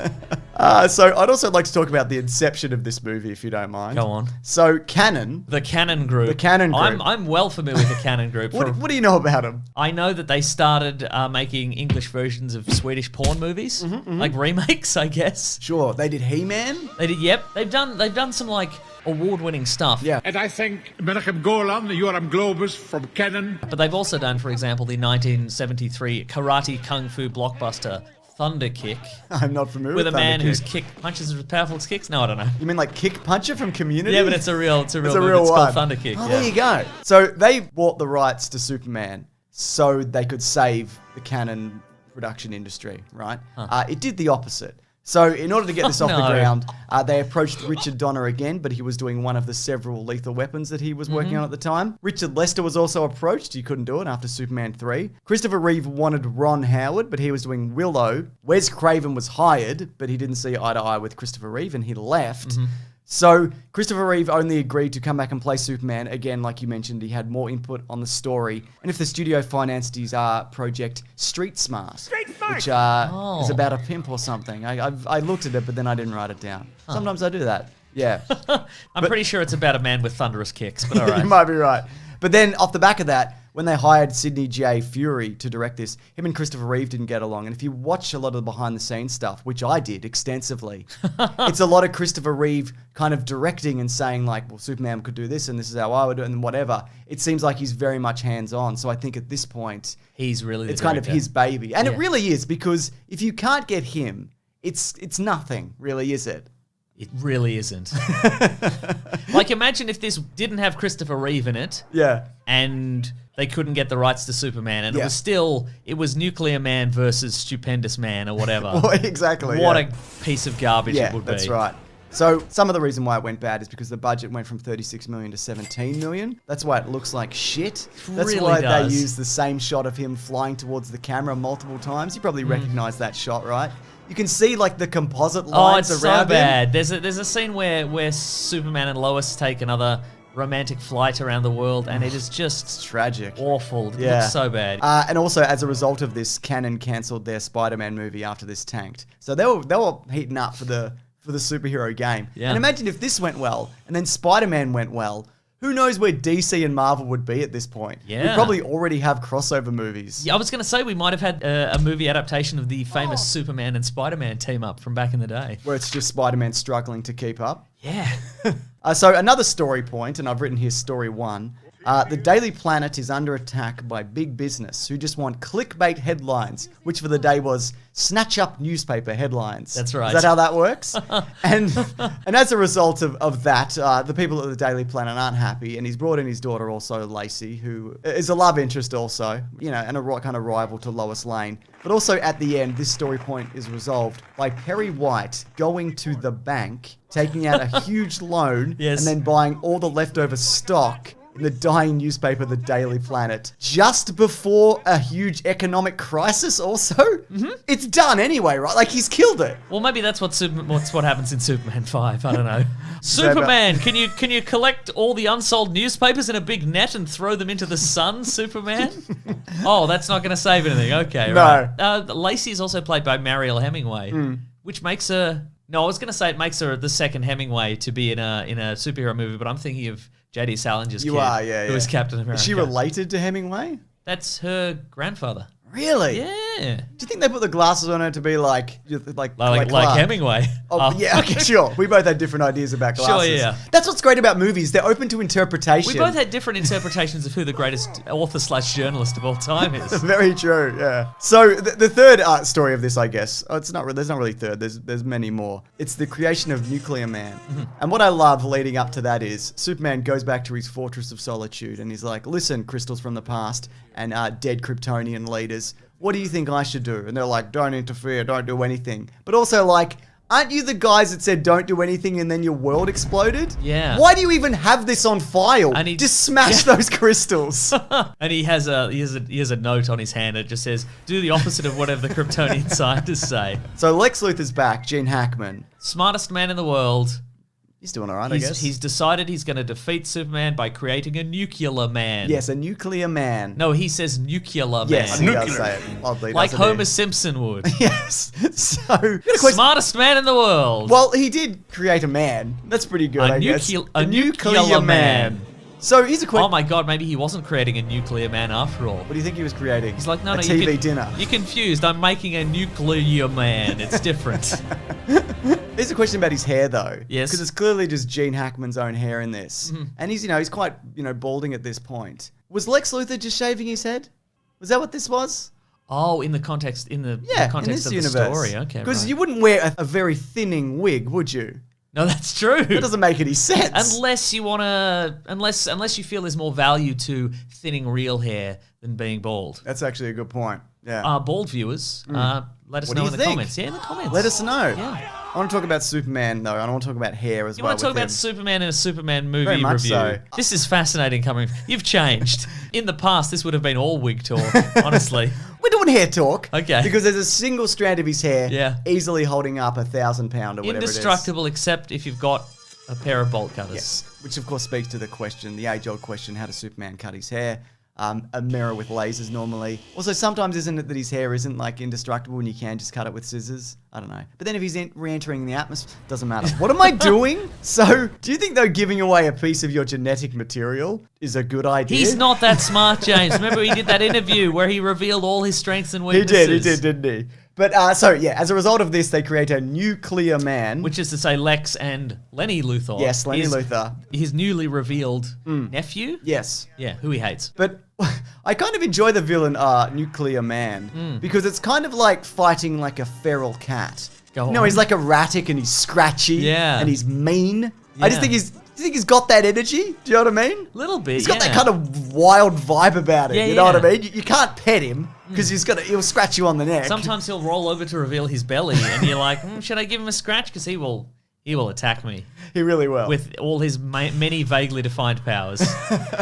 So I wanted to ask you about this specifically because I feel like you'd be a fan. But Clark Kent, a.k.a. Superman, a.k.a. Kal-El. What? Yes, Mason. It's been 4 movies. Clark Kent is Superman? That's right. Oh my God. This changes everything. He has to go on 2 dates at once. I think a la the many sitcoms and also the Superman stories of the, Golden and Silver Age. Yeah. Lacey asks specifically if Clark and Superman can go on a double date with her and Lois Lane. Yeah. And he says yes, because he's a bad person, it seems. And dumb. Because the thing is, there is a very long history in the comic books, especially in the the golden and silver, especially both of them, where it's just Superman messing with Lois Lane, just for a laugh. He's got her in space, and he's like, "Agree to marry me, I'll cut off the oxygen or whatever." Yeah.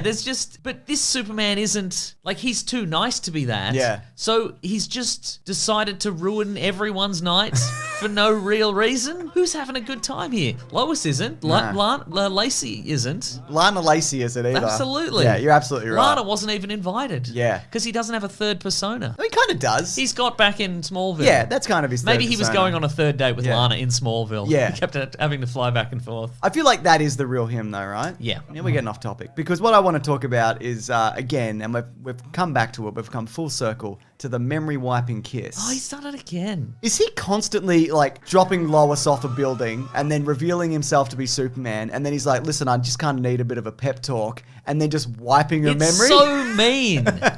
Like, he's just, I just need you to do something for me. And then she reveals, Clark, I've known all along, and I remember everything, and what a wonderful time. And then they fly all around the world, and then she's like, here's some advice, and he's like, cool, all right. Later, surely at this point they realized there's probably not going to be another one of these. So why not give them both a happy ending that we appreciate? No. Also, it's just occurred to me, who else is he doing it to? Does he foil a bank robbery in the bank? One of the bank robbers is like, I saw you come out of that phone booth. I know who you really are. And he's like, well, pucker up, buddy. I believe there's there's a robot chicken sketch that is specifically that. Just no. him kissing people around the world. Great joke, though. If you had to come at this in 2008, mate, that would have been absolutely lit. That would have been my time.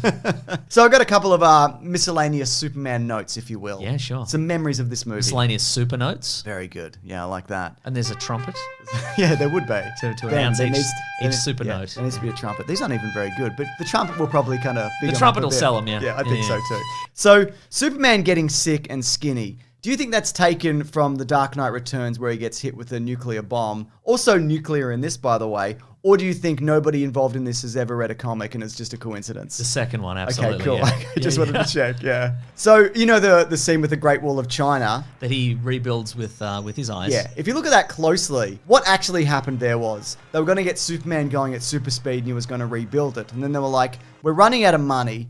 Things are going south here fast. So what we're going to do, we're just going to take a shot of Christopher Reeve looking, and then we're going to just make lasers come out of his eyes. But it's a blue laser because it's a different laser. And then we're going to cut back to him, and it's the same shot, but just reversed, and do the same thing again, and then he waves and flies away. What it was supposed to be, he fixes it, then he waves and he goes. Yeah, so they made it into that for whatever reason. I mean, there's the obvious reasons. They The ran out of money. thing, so with the very slow moon fight, also they don't need to be moving slow. They're super beings. That just occurred to me. Whatever. I can't believe he shifts the moon. That's very uncool. Don't do that. Wow. Don't you think? Are you just mad because this will change your star sign somehow, James? That's right. Very much so. Remember when Jim Carrey did it in the movie where he was God or whatever? And everything was like all fucked up? Oh. Remember that movie? Wow. Do you remember the movie Sonic? That's another Jim Carrey movie. I remember every Jim Carrey movie, yes. Very good. I don't really, but all I remember is the movie Yes Man. And I'm basing my answer on that. James just asked me a question. I said yes. So, Lacey's just dragged into space. Very far from Earth. Do you think that was just a thing with special effects where they just went, just put the Earth in the background, whatever? Like, I don't think it was supposed to be space initially, maybe? Oh, I see. Yeah, I don't know. Also, Paul, the guy from the gym, he's just a poser. His muscle definition is limited at best. I don't Are you like saying that. that even for the 80s? Even for the 80s. I mean, I guess in the 80s we had like Hulk Hogan. Yeah, but and there was nothing in between. You're either a roided out monster or whatever Paul's supposed to be. Wow. Yeah. Anyway, I don't like him, but you're not supposed to, are you? I like when he gets little revenge. He's petty, isn't he? a little bit, yeah. Yeah. Speaking of, is that outfit that Clark wears? I don't know anything about clothes. You're more of a clothes man. You look at that, do you go towel tucked into the Adidas sweat top or whatever it's supposed to be? Yeah, is that a good look? I mean, Adidas is the gold standard. In Australia, we say Adidas. We do. Because it's the correct way to say it. It is, isn't it? But also, what is he doing? Why is he at the gym? What is he doing? I don't know. I do want to talk about John Crye's role in this movie. Okay, Lenny Luthor, yeah. As mentioned in previous videos, he does reappear in the DC universe as Lex Luthor, doesn't he? He's back and he's like, I've got a goatee and no hair. Rad. He was very excited to be involved in this film. I bet the character wasn't as excited when he was handed to a priest at the end.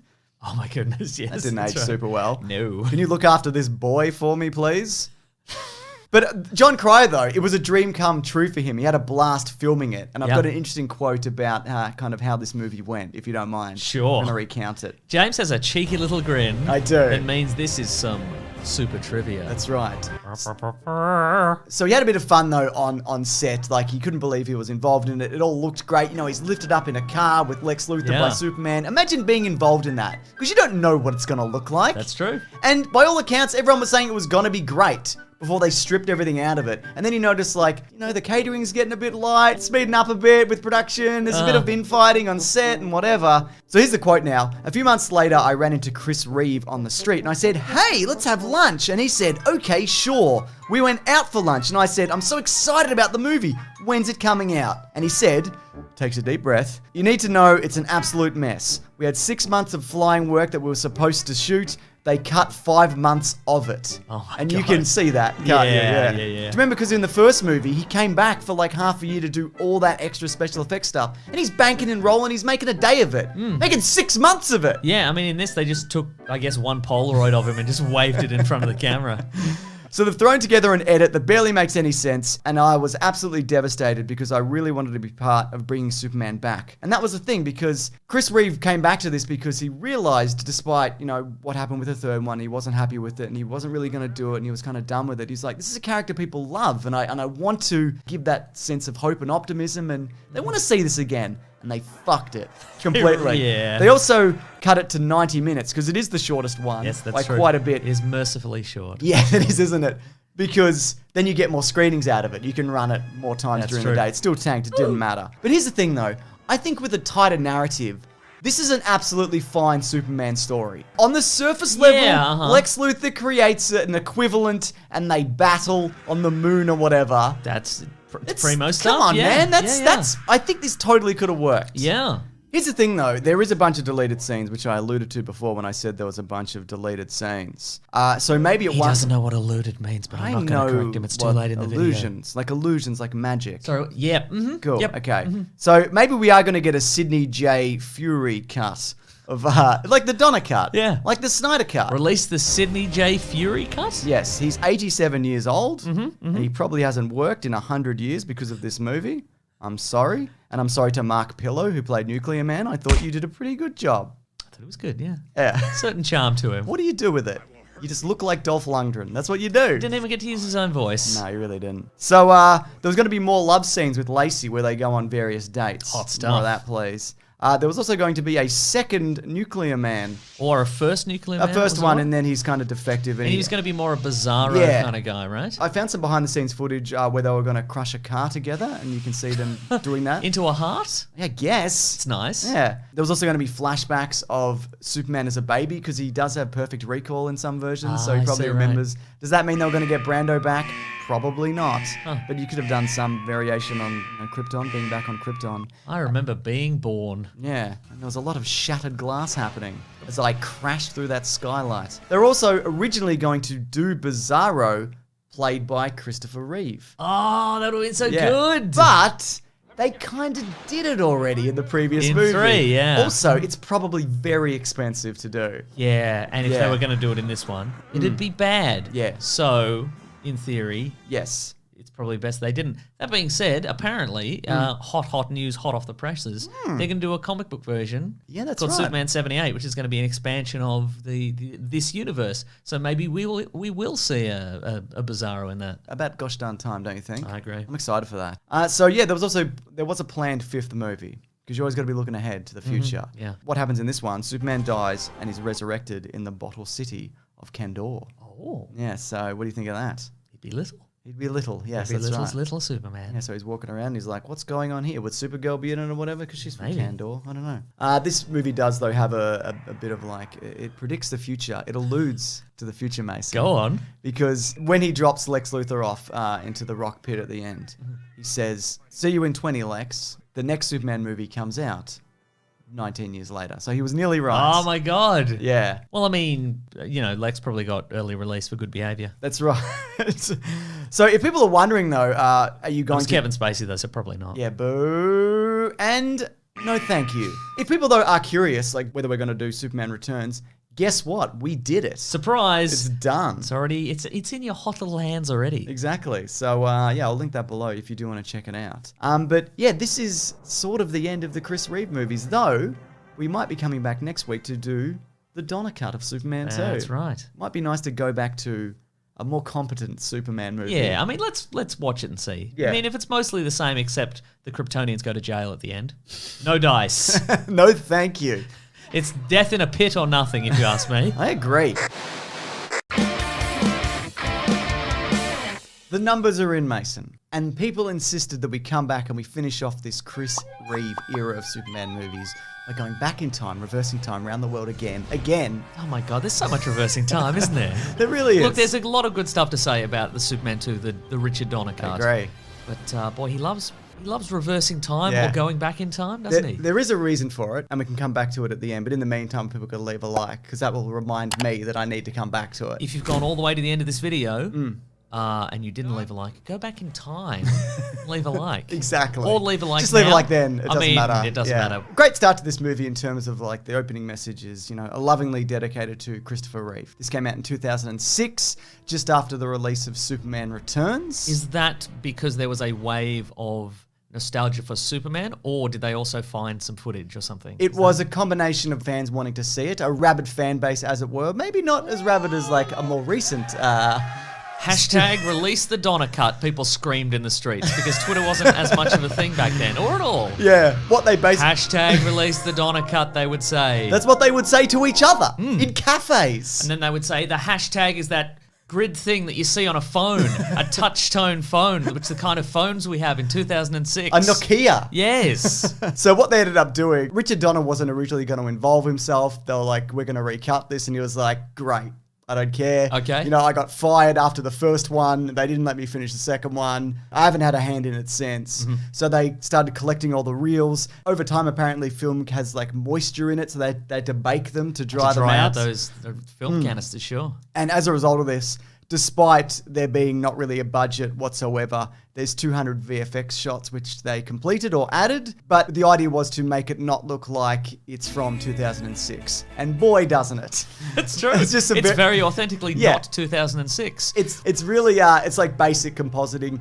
Things, you know, in the late 70s, early 80s were quite difficult, but now there's like a chroma key switch on every editing software in the world. And your phone. And your phone, exactly. But yeah, so he did come back and he was very heavily involved in putting it together. And like you mentioned, I feel like it's a much better movie. Yeah, I went into this expecting it to be just marginally better or, you know, because people, you specifically told me it was much better. I'm like, he doesn't know what he's talking about. And I don't. So I went in expecting, well, I'm like, well, it'll be marginally better for the time, but it'll still be on par with 3 or 4 or, you know, it'll just be fine. And I was pleasantly surprised. It's not like the Daredevil director's cut thing that people always talk about. Because Coolio's not in it. Yeah, they're like, the Coolio version is better. They're about the same. That's and right. I don't even hate that movie. This one has Method Man in it. It does. But the first thing I noticed in this is, first of all, it looks much better because all of the footage that was reshot that Richard Lester did, and we talked about this in the previous video for Superman 2, that's all scrapped.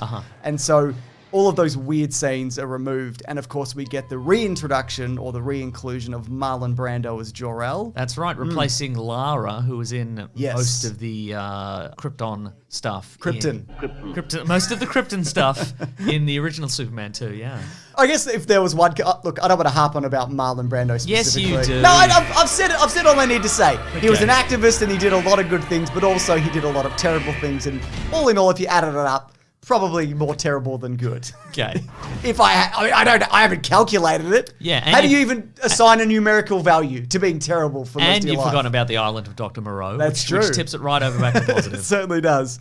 But what I wondered about when Lex Luthor went into the Fortress of Solitude, there's no consistency with the hologram of Marlon Brando. Because sometimes it's like a full body. Sometimes it's just a big floating head. Sometimes a floating head. Sometimes it's got no color in the face. Sometimes it's got color. Sometimes it's shoulders up and it's like slowly moving towards you. Sometimes it's all shoulders. And you're like, who's this guy?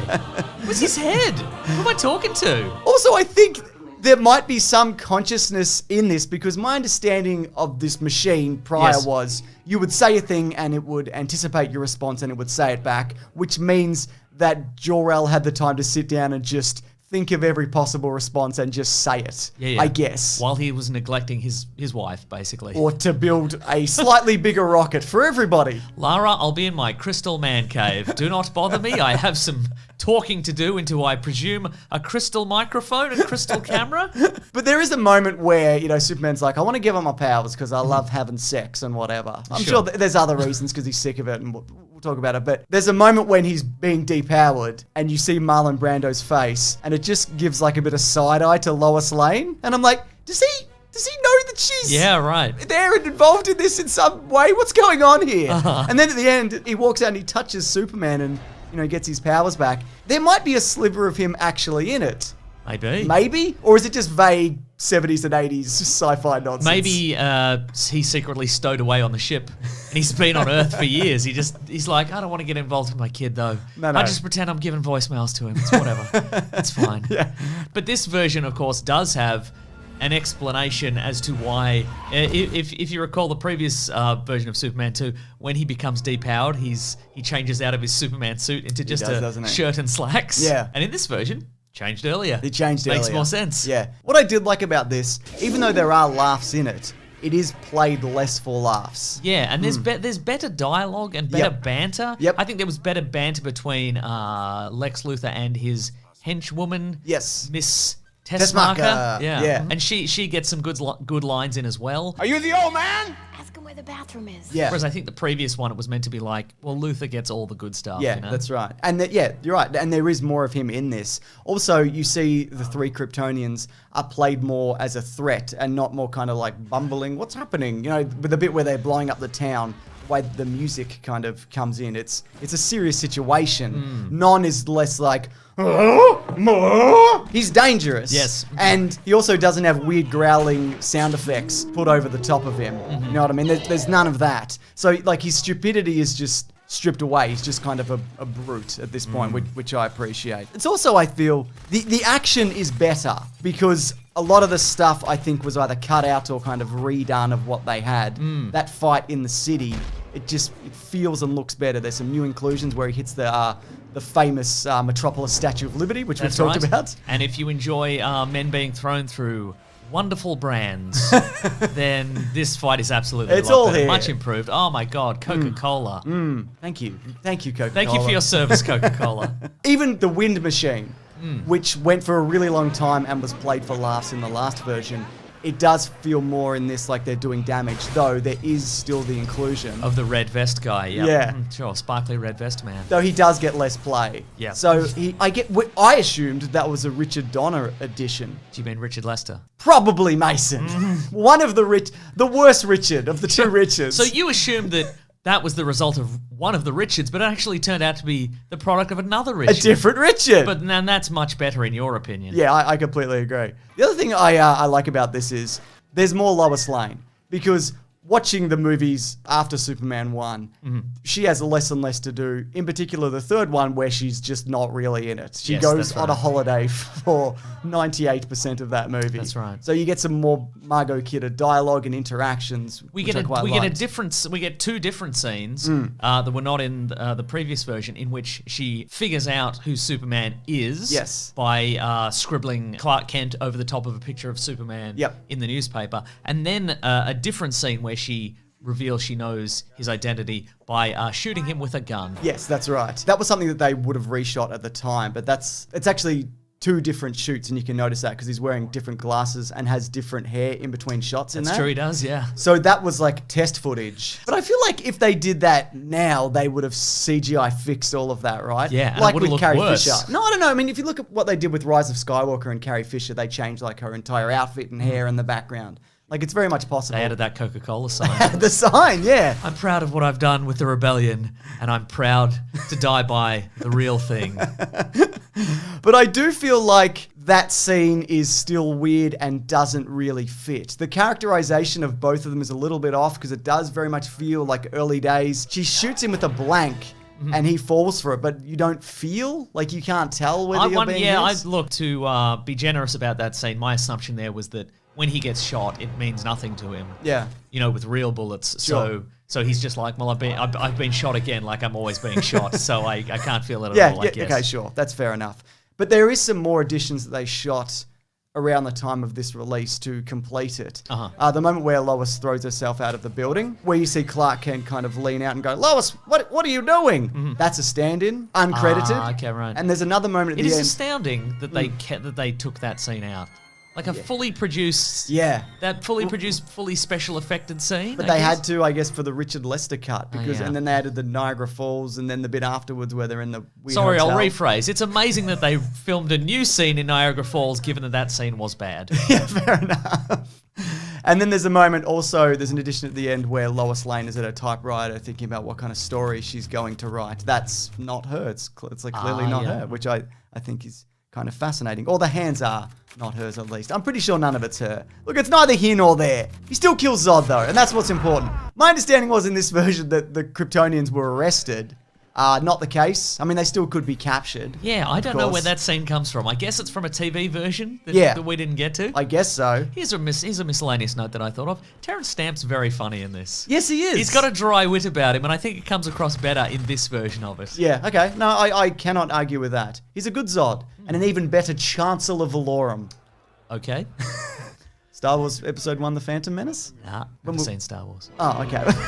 People will think you're joking, but you're 100% not joking, isn't that right? That's correct. Yeah. But there's a few things at the end that are inconsequential regardless, because killing the Kryptonians, or he doesn't. He also then explodes the Fortress of Solitude. Yes. Which I guess speaks to the fact that there's nothing there for him anymore. It's just a Yeah. big crystal room at this point. That's true. His father's not in there, or he died in the explosion because he was hiding out there. Yeah, that's right. Yeah. But then, regardless of all that, there is this bittersweet moment between him and Lois where he's like, look, we can't be together because I can't do both things, which is, a thing we've seen in a lot of times in superheroes. And then, of course, he rolls back time, which means the Kryptonians go back into the Phantom Zone. Yes. She forgets who he is. And I guess the Fortress of Solitude returns, I guess? Well, it seems to me that he has the ability to selectively reverse time on different things. Because if you recall, at the end of the movie, he does go back to the diner and he fights and he beats up the man who beat him up earlier in the movie, who seems to remember him. I forgot that. So it seems like he just reverses what he wants, and he's like, no, I'll let that guy remember who I was, because I'm gonna hit. Because hitting him for no reason would be cruel. Maybe he left the Fortress of Solitude exploded. Who knows? That's a really good point. That I'd never considered that. But the thing about this ending is, though, the reason they did the reverse time thing is because Richard Donner, the good Richard of the Richards, he was originally going to save the reverse time thing for the end of this movie. And it was added to the first one. So initially they were like, how are we going to wrap this up? What are we going to do? We hate the magic kiss. Yes. And then they went, well, look, this is what we were going to do anyway, so let's just do it. Okay, so this wasn't a case of, had Richard Donner had his way with all the Superman movies, he would have just had a reverse time at the end of all of them. Yes, exactly. Okay. And I guess also it's implied that Lois might still know that he's Superman. Yeah, because Perry White and her and I think Jimmy have a certain sense of deja vu. Yeah. After the events of the day have She been calls removed. him Super. Yeah, that's true. That would mean also, and I think this is the way it should be viewed, this flows more directly into Superman Returns than the other version does. Because if she does remember, that would explain why she has a super kid, because otherwise that's a very strange situation that she finds herself in. Yes. That she has... Inexplicably, Inexplicably. you might say. You would say that, wouldn't you? But also, if you reverse... This situation is inexplicably, you'd be saying, in the hospital while delivering a baby that you don't remember conceiving. Yes. But that also means that if he reversed time and she was still pregnant, again, that's a thing that he just let ride. He goes, Yeah. no, look, I'll keep the guy in the bar. He'll remember. I'll keep the baby. And we're just going to move forward, aren't Maybe we? there were some conversations in between then and Superman Returns. One would hope. Yes. But I got a little bit of a trivia for you, Mason. Go on. So just a couple of things. It's the segment, a little bit of a trivia. just a fraction, just a slice. Just a smidge. So there's a guy in the diner who looks exactly like Stan Lee, and there's been speculation for years. What's Stan Lee doing in this movie? How dare he? What's he up to? It's not Scoping out the competition. I guess he is. Yeah. Getting in the producer's ears. Hey, here, Richard Donner's not a very good director. You should replace him with someone bad. Who is it, James? That's a man called Bill Hibbert. It's not him, though he does. I looked it up because I went, is that fucking Stan Lee? Like, I had to double check, and no, it isn't. And the other thing is Lobot, or John Hollis, from Star Wars, a movie you haven't seen, or a series you haven't seen. He is one of the Kryptonian councilmen. So there you go. He's also in some other Superman movies as different Love characters. those British actors who are in a lot of things, God, I love assuming that he is too. British. So the thing is, Go on. Richard Donner, after this, I watched some making of stuff, and he lamented that one of his big regrets about this series is he couldn't make the Christopher Reeve and Margot Kidder Superman series that he would have liked to have made. And this was like a little kind of step towards that direction. But of course, by 2006, none of those things would have been possible regardless. But I do wonder what would have the Superman sequels looked like if he had have just been able to hang on to it. Because having watched this and the original Superman 2 that was released, all the good stuff in that is from this. Yes. This is the reason that movie works on any level. I agree. I think it also speaks to the performances of Margot Kidder and Christopher Reeve, who, by the way, appear in Smallville as different characters, which is a nice little homage. That despite them being in not very good movies after this, there is an enduring legacy for these characters in these movies, despite best attempts to make the worst things imaginable. Maybe not imaginable, but you know what I mean? There was a lot of people getting in the way of these being much better than they should have been. Yeah. It's a shame. But then, James, what if this was a world in which they'd put that Kojak cameo in the first one? Oh my God. Would have changed the game. Yeah. Anyways, all in all, fun trip down memory lane for you for Superman movies? Yeah, I had more fun than I thought I would. Okay, good. Again, I don't think they all hold up. No. Unsurprisingly. But, the charm of the leads. Yep. Reeve, Kidder, Gene Hackman. Yep. They all shine through, I think. It was nice to end on a high for these movies, really. To circle back to one that doesn't look like complete shit and is more coherent.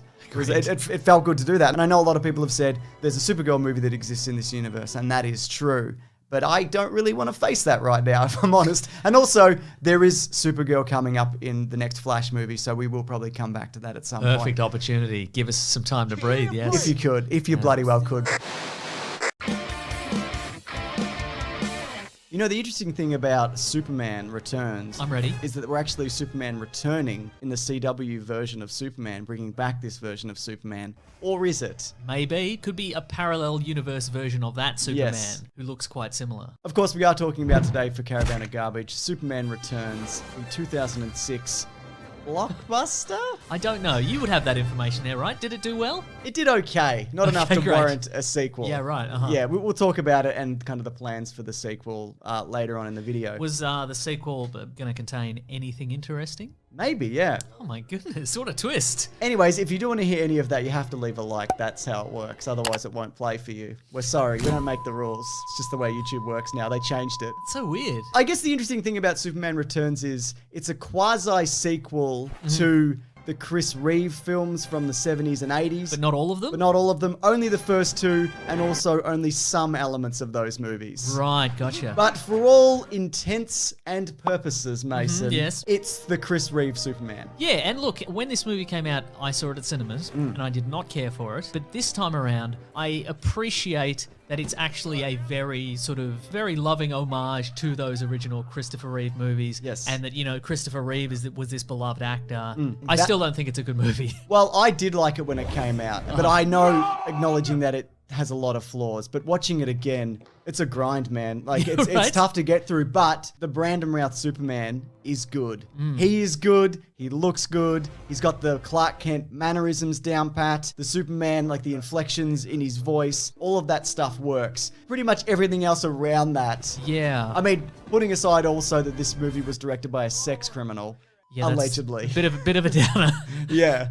And it's strange because even though it is technically the same universe, it doesn't feel like the same city. It's this weird sepia-toned 1930s, 40s New York kind of look. It's kind of... Slash also 2006. It kind of feels like a combination of the old Superman movies and like a Batman the Animated Series, where Yeah, it's sort of right. this atemporal universe where is it the modern day or is it the past? It's not a real world, and so in animation that kind of works. Yes. But maybe in live action it's hard to connect with these people because you go, oh, well, they live in a bottle city, not unlike the bottle city of Kandor. Very good.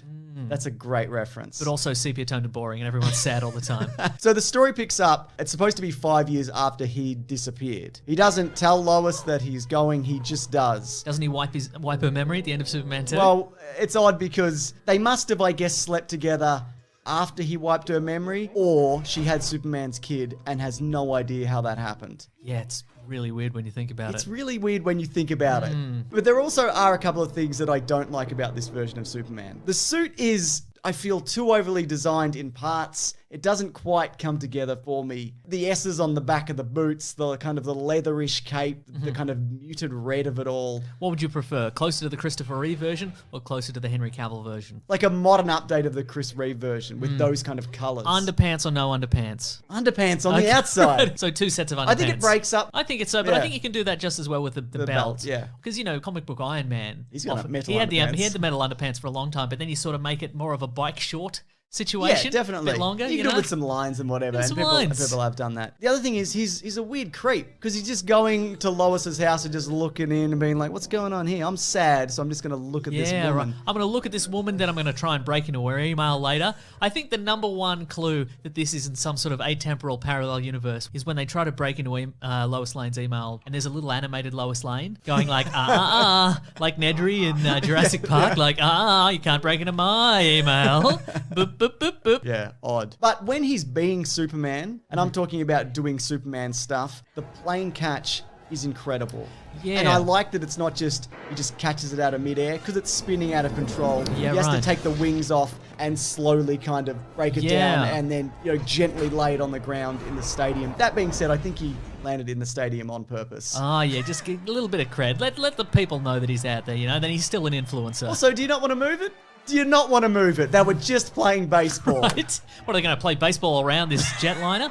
Also, again, it's kind of, it's this homage to a previous Superman movie, and it's Yeah. an update, and it looks great, and it's maybe what they would have done in the late 70s Sure. if they had the technology available. But it's not a new thing. Yeah. It's retreading old ground in a kind of technically new way, which Yeah. I don't think, I never found very interesting. Because also, the stuff that he does as Superman, it's way too brief. There is a moment when the city's kind of exploding at the end and he's using his powers to kind of problem solve his way through it. He's not just knocking down buildings, like he's taking care of the glass that's falling down by incinerating it. And then there's, of course, the moment where he takes a bullet to the eye, Yeah.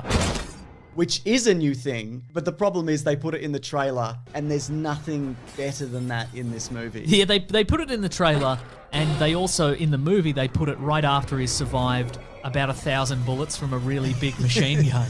Well, I wanted to ask you about that. I know you love a minigun minute. Yep. How does it rank? It's got 8 barrels as opposed to the minigun's classic 6 barrels. So it doesn't count. Yeah, I feel like they made it just for the, like they built it from scratch just for the movie. It doesn't feel authentic to me. This weird parallel universe But where it's not miniguns have 8. a big winch. That It they is on a must big have- winch, right?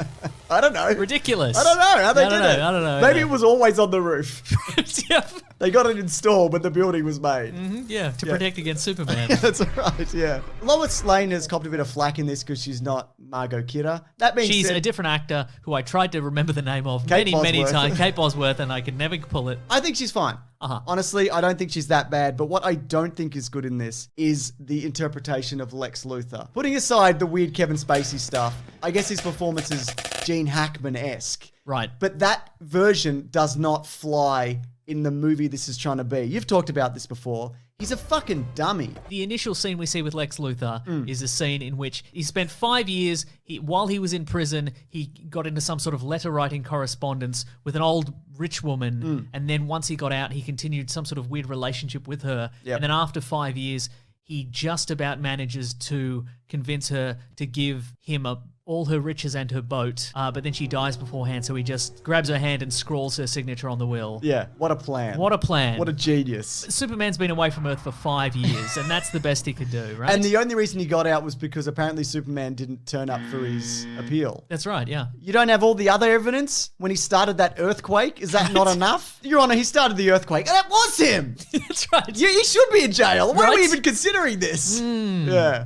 And speaking of dumb and lame, part of his master plan is, of course, to steal the crystals from the Fortress of Solitude, which, by the way, if you get one of them wet, it just goes insane. That's a very poor design choice. Especially if you're going to mostly park them in the Arctic. Yes, that's a place right. full of frozen water. Also, side note, imagine living in a world Yeah. where the operating system to your computer takes like 30 seconds to slowly creep out of the ground every time you want to use it. You're like, man, I should really check Twitter. And it's unlabeled. Where's the back button? Where is the back button? Exactly. How do I block Infuriating. people on Twitter with this? Oh my You have goodness. to throw a crystal into a lake or something. and That's it right. blocks And them. physically block them. A large landmass will come up between you and them, and then they're blocked. So his idea is, of course, to grow a new island which will sink a large portion of the US of A and then sell that real estate to people. To who? All the people in America who are dead? But also, do you want to live on a weird crystal poisoned island? That's definitely going to give you radiation poisoning. Yeah. Yeah, of course I do. They're gonna get you for this. Yeah. If it's not Superman, someone's gonna shoot you. You don't have your battle armor Lex Luthor suit. And the other thing is, he's like, how are they gonna get me? I've got advanced alien technology. Not really. You don't even know how it works. It's also odd some of the things they decide to keep, including bringing Marlon Brando back as Jor-El, despite, I'm pretty confident, being destroyed in a previous movie. I mean, it's incredible that they were able to bring him back, and you know, it's convincing enough. But it just feels like, why are you doing this? Again, it's a weird piece of technology. Also, Jor-El's like, is that you, Kal-El? And Lex Luthor's like, yep, it's me. That's how it works in the 70s as well. It like anticipates his responses. It's like a tape recorder. Okay, right. And it just presumes he's going to ask these questions. But if you sit anybody else in that room, they're just like, I don't understand what's this. Where's the back button? Here's all the secrets, though. Block Jor-El. And you know what, though? This movie should have opened with the deleted scene, which is fully finished. I was going to mention the Yeah. deleted scene. There's a few of them we can get to. So the first deleted scene is him flying to Krypton in a sort of an amazing spaceship made of the crystalline technology Yeah. from the Fortress of Solitude, and it looks great. My guess is the reason this was taken out is because it makes the rest of the movie seem even more dull than it already yeah. is. I think it's the movie's worse off for it. Because it would set up the idea that more space stuff is going to happen. Yeah. Instead, as opposed to more landmass stuff. Well, let's talk about that, because the big kind of confrontation at the end of this is Superman lands on the Kryptonite Island. He gets stabbed. I think it's quite a good scene, and they throw him off the edge, and then he comes back and he lifts the island. But it's not a particularly compelling ending. For one, I'm not really sure how he's able to do it, because there's kryptonite all around him. It's not really established how it affects him and how long it takes and any of that. Yeah, but he just does it. He doesn't just believes in himself, and Lois believes in him. Yeah. And Lois's new husband, whom he's cucking, also believes in him. When you think about it, it also wouldn't be that difficult for him to pick up like a big tectonic plate and just put it under it like it's a plate. like a hot plate. Like a hot plate, and then just lift it into or space a big with no ill pair effects. of lead oven mitts. Exactly, that's And right. Just lift it up, yeah. Yeah, it's not a very thrilling ending when the greatest superhero the world has ever seen just lifts a big thing at the end. Oh, also at the end, that's not really the end of the movie. The end of the movie is falls back to Earth, and then he's very, very, very, very, very slowly nursed back to health in a hospital. What a big finale. Huge and then finale. after he's fine. But I also like that. I like the ending of that he's not alone in the universe. At the very least, he's got a son, which, look, he got him under nefarious circumstances, but look, he has one, doesn't he? That's right. Well, actually, there's some stuff in here which is sort of hinted at, which was supposed to be elaborated on in the movie. Is there, like most Superman movies, a sly reference to Gotham City? There is, of course, that. Yeah, absolutely. You know, Cal Penn, who plays one of Lex Luthor's henchmen. And also either Harold or Kumar. That's It's right, Kumar. correct, yes. And was also a presidential advisor for He a was while. for Obama, yeah. He revealed that his character was a disgraced former Daily Planet science reporter who was bribed by Lex Luthor to plant false evidence of Krypton's survival, thus inspiring Superman to leave Earth. Oh, that would have been why he interesting to went. put in. Yeah. The other thing was Bryan Singer wanted Jude Law as Zod, and yeah. after he repeatedly turned down that role. I got to be the young pope or nothing, he said. In 10 to 12 years. Yes. So he decided to remove him entirely. But I think giving Superman someone to punch, this movie really lacks Right? that. Yeah. At least give him a Lex Luthor who's a match. Battlesuit would be good. Yeah. Martian DNA, he's done that recently. That's I'll take pretty that, exciting. yeah. How about this? Instead of any of the stuff we saw, it's 2 hours of Superman flying from outer space to Earth, just gathering up speed, and then just cutting back to Lex Luthor's reaction every time as he knows it's coming. He receives an email that's like, I'm going to punch you so hard from outer space, Lex Luthor. And then it's just him going, oh no. And it's just him hiding in different places in the yacht. Like, no, that's not going to work. Do you want to hear a little bit about this sequel, though? Yes. So apparently it would have centered around Brainiac. Oh. And it would have revealed that he followed Superman back to Earth from the remnants of Krypton. Also, the bank robber who shot Superman in the eye would have turned out to be John Corbin, aka Metallo, I believe it's pronounced. It's not. I shan't correct you. No, I'm right. People know I'm right, and they'll say I'm right in the comments. Please confirm that I'm right, everybody. Yeah. The other thing is, apparently they were hammering out the idea of maybe Darkseid. God, there's so many interesting ideas that sound like excellent ideas for sequels that also would have been excellent ideas for the movie. Oh, yeah. As it was made at the time. At the time, absolutely. The thing is, though, there is a sequel to this starring Brandon Routh. I'm, of course, talking about Dylan Dog Dead of Night, the comic book adaptation.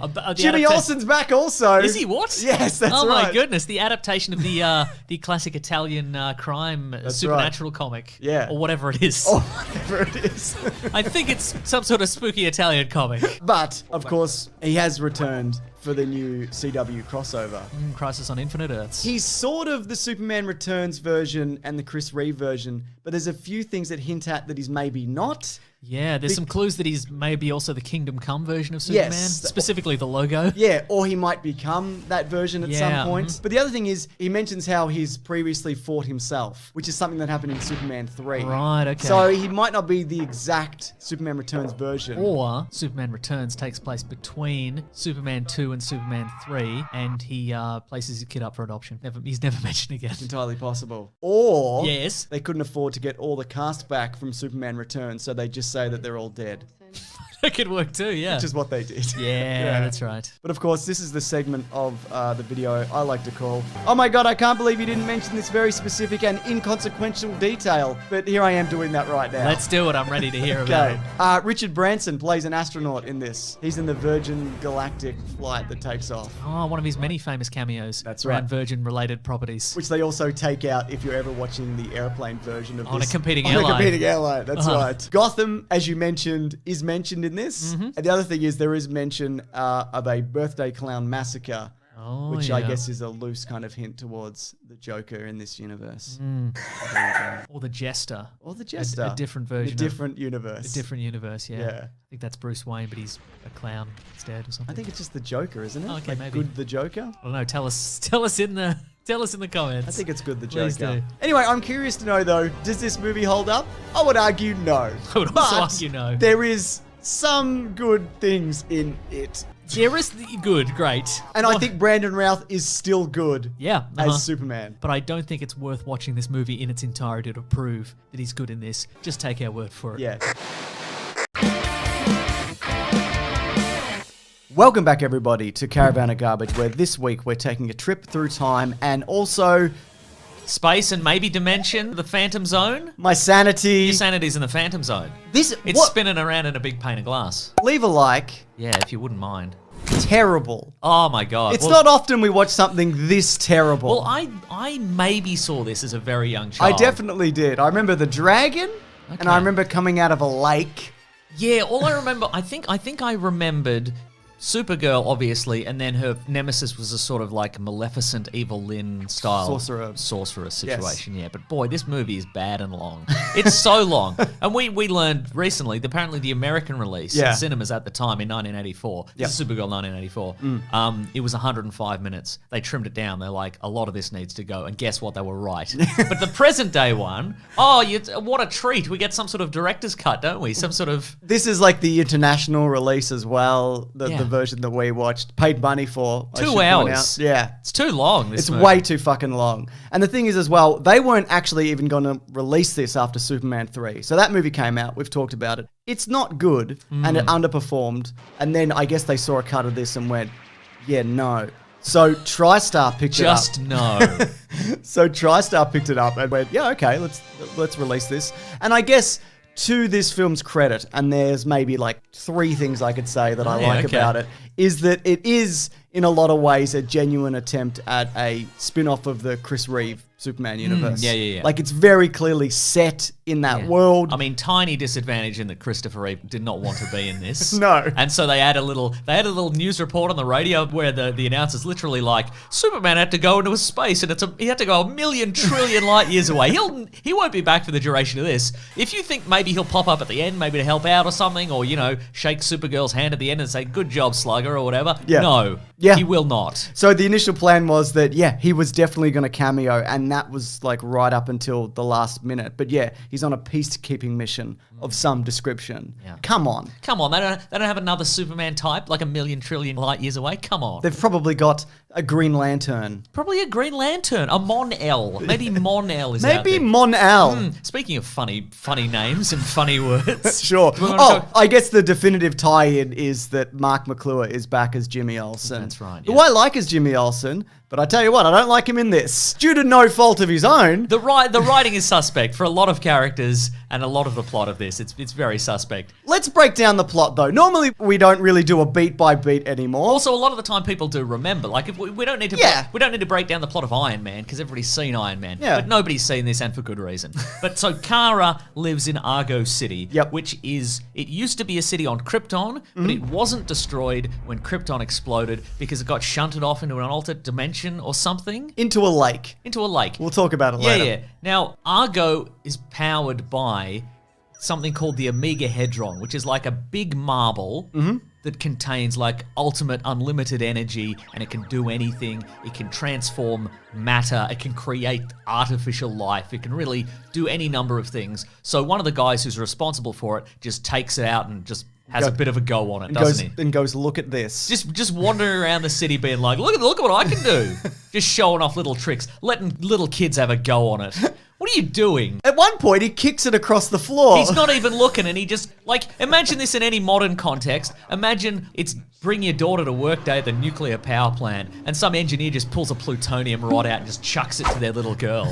You'd go to prison. Oh, and then it goes out the window. Oh, yeah, as a sequence of events that perhaps, involve giving it to an incompetent girl, Kara.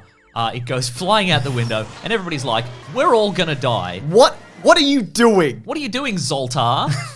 This Zoltar predates Big Zoltar by many years. Oh, Fun right, little that's fact. true, yeah. Yeah. It's Peter O'Toole, and he's got this he's got this amazing 1970s shaggy hair. Looking good. Clearly he had it done in the 70s. I was going to say, I'm not the changing 80s. this. Yeah, I'm not changing this. I've peaked, and I'm never going back. A British man has never had better hair than this. Completely agree. Anyway, so then the citizens of Argo are like, we're all gonna die now because you basically shot our generator out of a window. You were doing walk the dog with our ultimate power source, and now it's gone. So Kara gets in their one and only spaceship. Yep. She just gets in it, and it just activates itself, and then it flies in search of the Omega Hedron. But fortunately, the Omega Hedron lands on Earth in the picnic spread of a witch.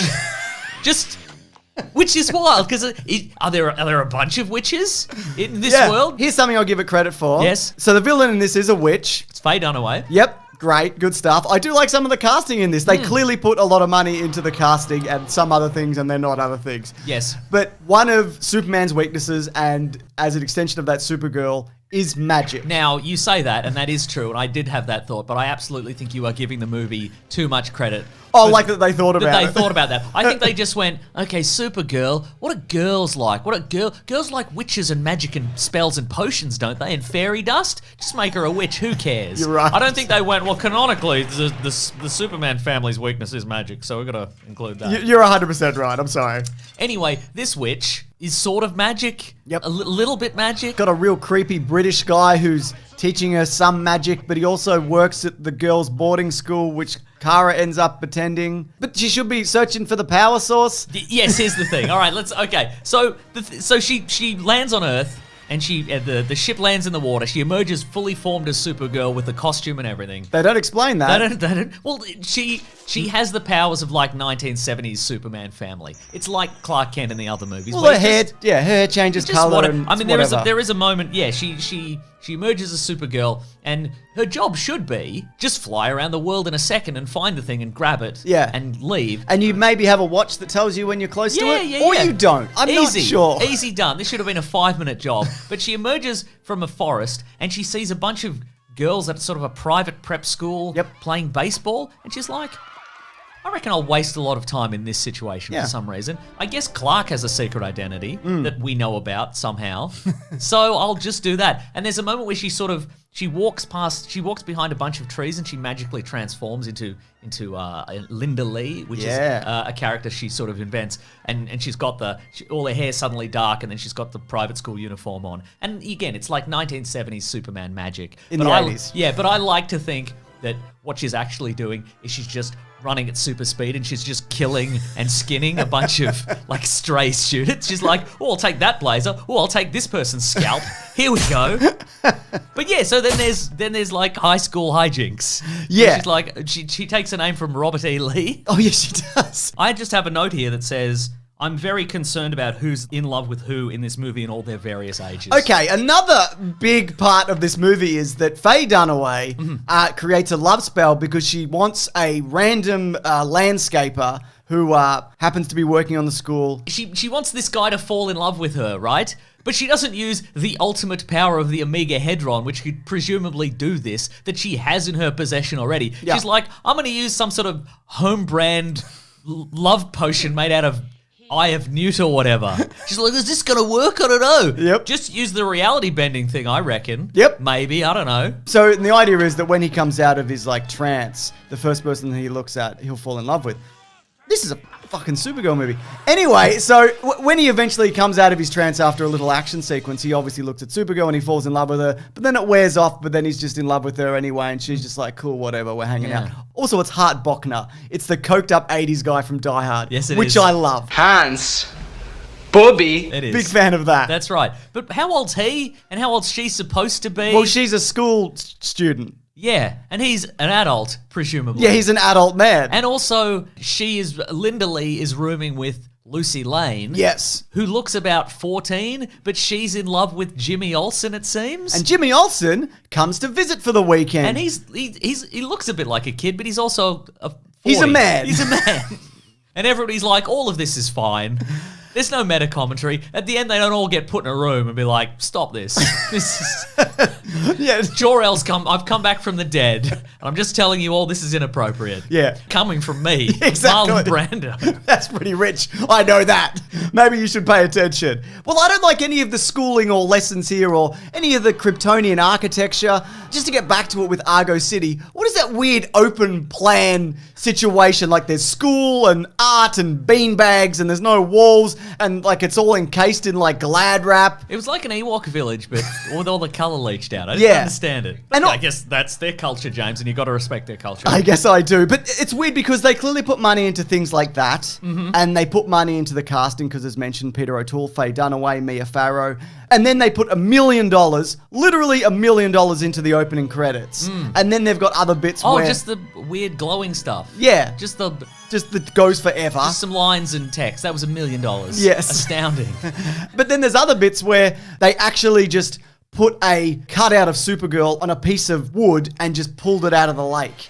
And you see the wire. You see the wires in this all the fucking time. Supergirl just loves flying over stock footage of wild animals. Yep. Just badly composited into that. Absolutely. If we mentioned casting, yeah. I really like Helen Slater. I think as she's Supergirl. fine, yeah. I think she's got the look. Yep. I think she's got the sort of wide-eyed naivete of a person experiencing a culture for the first time. Although at the same time, sometimes they do go a bit far, because sometimes she can understand sixth-dimensional Kryptonian mathematics, and sometimes she's like, what's a tree?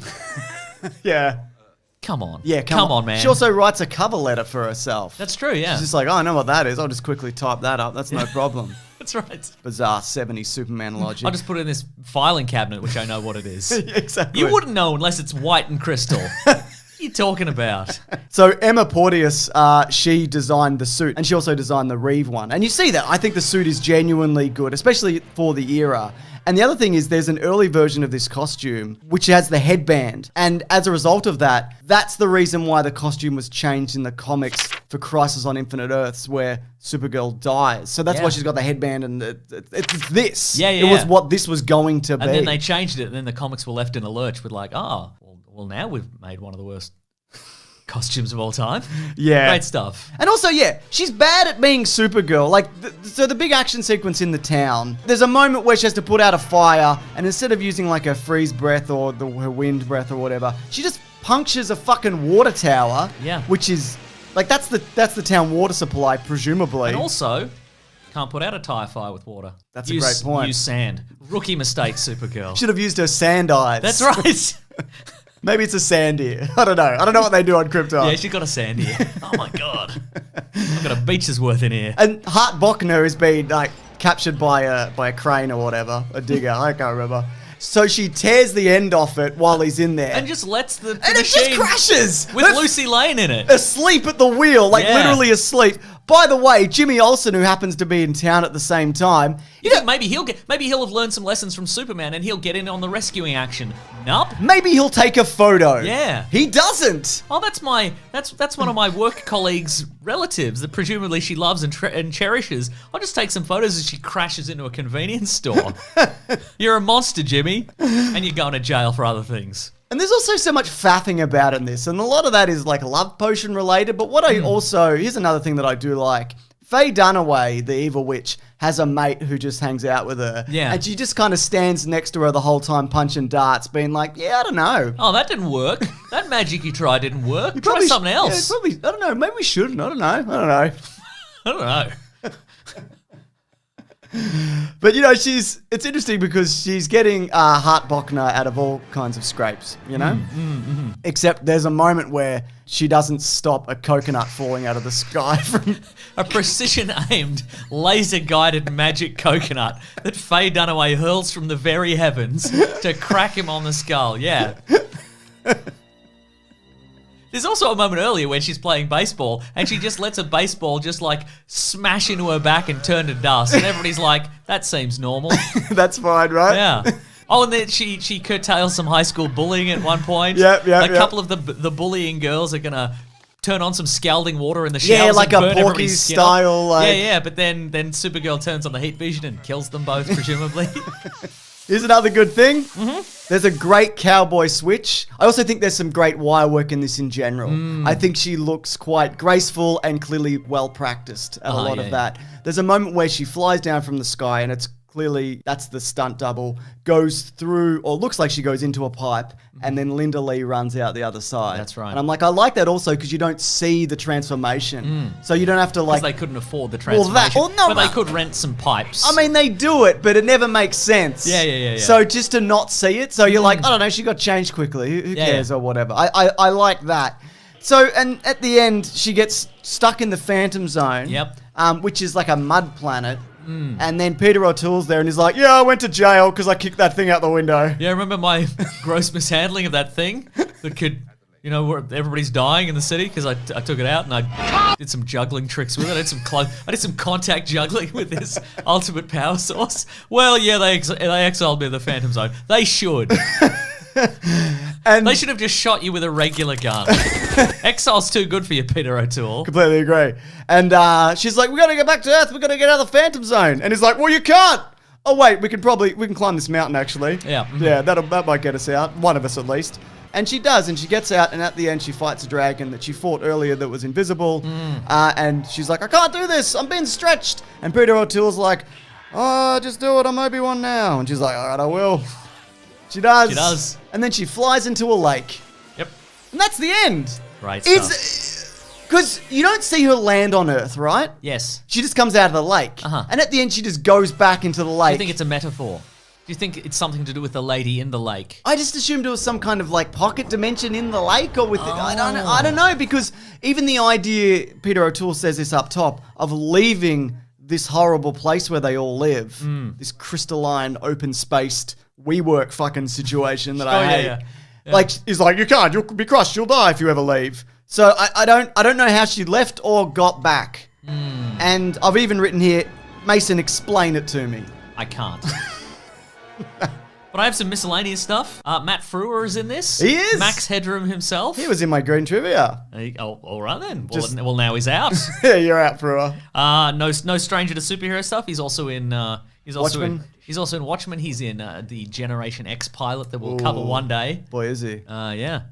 That's good He's stuff. also in good stuff. He's in Orphan Black as well. Yeah, he's in good stuff as well. He's in good stuff. He's in Zack Snyder's Dawn of the Dead. I think Lucy Lane has a Warren Beatty poster in her dorm room. Sure. I think. But that makes sense because Faye Dunaway Well, that's and true, Warren Beatty yeah. were both in Bonnie and Clyde. Yeah, and that's funny. That's funny. Yeah. That's funny. Okay, I just had two things. Well, those are great things, though. Actually, I have a note here that says Supergirl arrives on Earth and just explodes a man's nuts. Yeah. Just kicks him so hard that he's propelled off God's own green Earth and through a fence, and that would have put his nuts in his throat, is all I'm saying. What is interesting about that interaction is she's clearly doing Supergirl stuff, and they're like, oh, yeah? What about this? A knife? And it's like, dude, come on. What are you doing? This is a world that has Superman on it. What do you think's going to happen? Come on. Well, Superman's on holiday. That's true. So maybe they'll Oh, involve you think that they would beat her up and then Superman would show up and give him a stern talking Well, to or normally, something? yeah. Yeah, right, okay. under different circumstances. Well. Anyway, it's time for Green Trivia, and also that guy who shouts Rodney. He's back. that. Yeah, I know, right? Rodney! Rodney! Rodney! Rodney! Rodney! Rodney! So the original script, there were various incarnations, but one of the versions had Supergirl trying to rescue Superman, who had fallen ill due to Selena's magic. And that's I good. thought you were going to say fallen down a well. I've fallen down this well, Supergirl, which is why you can't see me. Yep. And my voice is quite tinny, and you may not recognize me as Christopher Reeve, but it is me. Brooke Shields was the first choice for Supergirl, but then was turned down due to being 6 foot tall. Deborah Winger was also considered, along with Melanie Griffiths, but they decided to go with an unknown, There you go. which I think makes sense because Chris Reeve was the same. And they could pay her less. They could also pay her less, yeah. Because they had to spend $1 million in that opening sequence with the lights and the titles. Dolly Parton was offered $7 million to take on the role of Selena. That's crazy. So much money. Yeah, but she turned it down, claiming that she couldn't play a witch no matter how much money was offered. Jane Fonda and Goldie Hawn also turned down the role. And Helen Slater, she actually ended up later playing Lara, Clark Kent's real mother in Smallville. That's right. And also Supergirl's adoptive mother in the Supergirl series. That's right. And that's good. She's also in an episode of Seinfeld. Exactly. Jerry Seinfeld dated a high school girl, also. Don't do that. Don't do it. Wow. Anyways, the budget of this was inexplicably $35 million. It's a lot for the time. I guess it's not the worst looking even Superman movie because we've talked about the Chris Reeve movies. And Superman 4 looks much worse than this. And Yeah. I'm not saying this looks good. That's not what I'm saying. But there are elements of it where you go, okay, yeah, no, you They tried. spent some money here. Yeah. Like even the sequence in the small town with the action and the cars. At least they Yeah. had real cars moving around. Yeah, moving about. Yeah. But the box office return for this was a Paisley, $14 million. Not only a Paisley $14 million, my goodness, that's barely nothing. It should have been a tartan $200 million. Disagree. And it's tied with Catwoman for the lowest DC movie Rotten Tomatoes score at 8%. And we've talked about Catwoman, and this is worse. Correct. But maybe just because it's longer. It's longer and, Yeah. it's early in the run. People didn't understand how to translate the tropes of superhero stuff to movies yet. See, I disagree. I think there's some animated stuff which gets closer. I think if you look at the first 2 Chris Reeve movies, obviously they're better than this. Sure. This is just fucking whatever. And I think that's the problem with what happens to this universe. They're just like, I don't know, there's a dragon. I don't know, there's a nuclear man. I don't know. Well, speaking of, you know what? At least I like the nuclear At least man. they didn't have Supergirl fight an evil Supergirl at the end of this. Yeah. I mean, it's probably because they had Superman fight an evil Superman at the end of Superman 3, and they were going to have him fight essentially an evil Superman in Superman 4, which would have been a really solid run, honestly. Yeah, true. But What a trilogy. You're right. I almost want to say to people like you should watch this because it's so strange. Yeah, But it's pretty difficult to look at. And it's so long.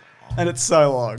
Anyways, do you know, Mason, you can actually see these videos early. You can actually head over to bigsandwich.co where there's not only early videos, there's also bonus stuff like movie commentaries. Like early videos. That's right. We actually just did one recently on the Flashpoint animated movie, where you might want to be like, what could those guys say over the top of that movie? Well, right. you have to find out That's right. by giving us some money, Little I guess. treat for you. Yeah. Also, our podcast, The Weekly Planet, where we talk movies and comics and TV shows, that goes up there a day early and ad-free on Sunday as opposed to Monday. Or just, subscribe and hang around here if you are so inclined. So go back in the back catalogue. All right, everybody. Hope you had a Paisley good time. That's a bad. tartan time. Yeah. You had a good old tartan time. I don't think this is going to be a running joke. This is a running joke now. Oh, no. I declare. Wow, it's not even Supergirl related. All right, thanks everyone. Grab that Jemmy, guys. We'll see you next week. We'll have a tartan. Grab that This Omega isn't- Hedron. Yeah, it's not anything. You're No, right. that's what I'm saying. Yeah. They can't all be winners. Sometimes we're just working stuff out, all right?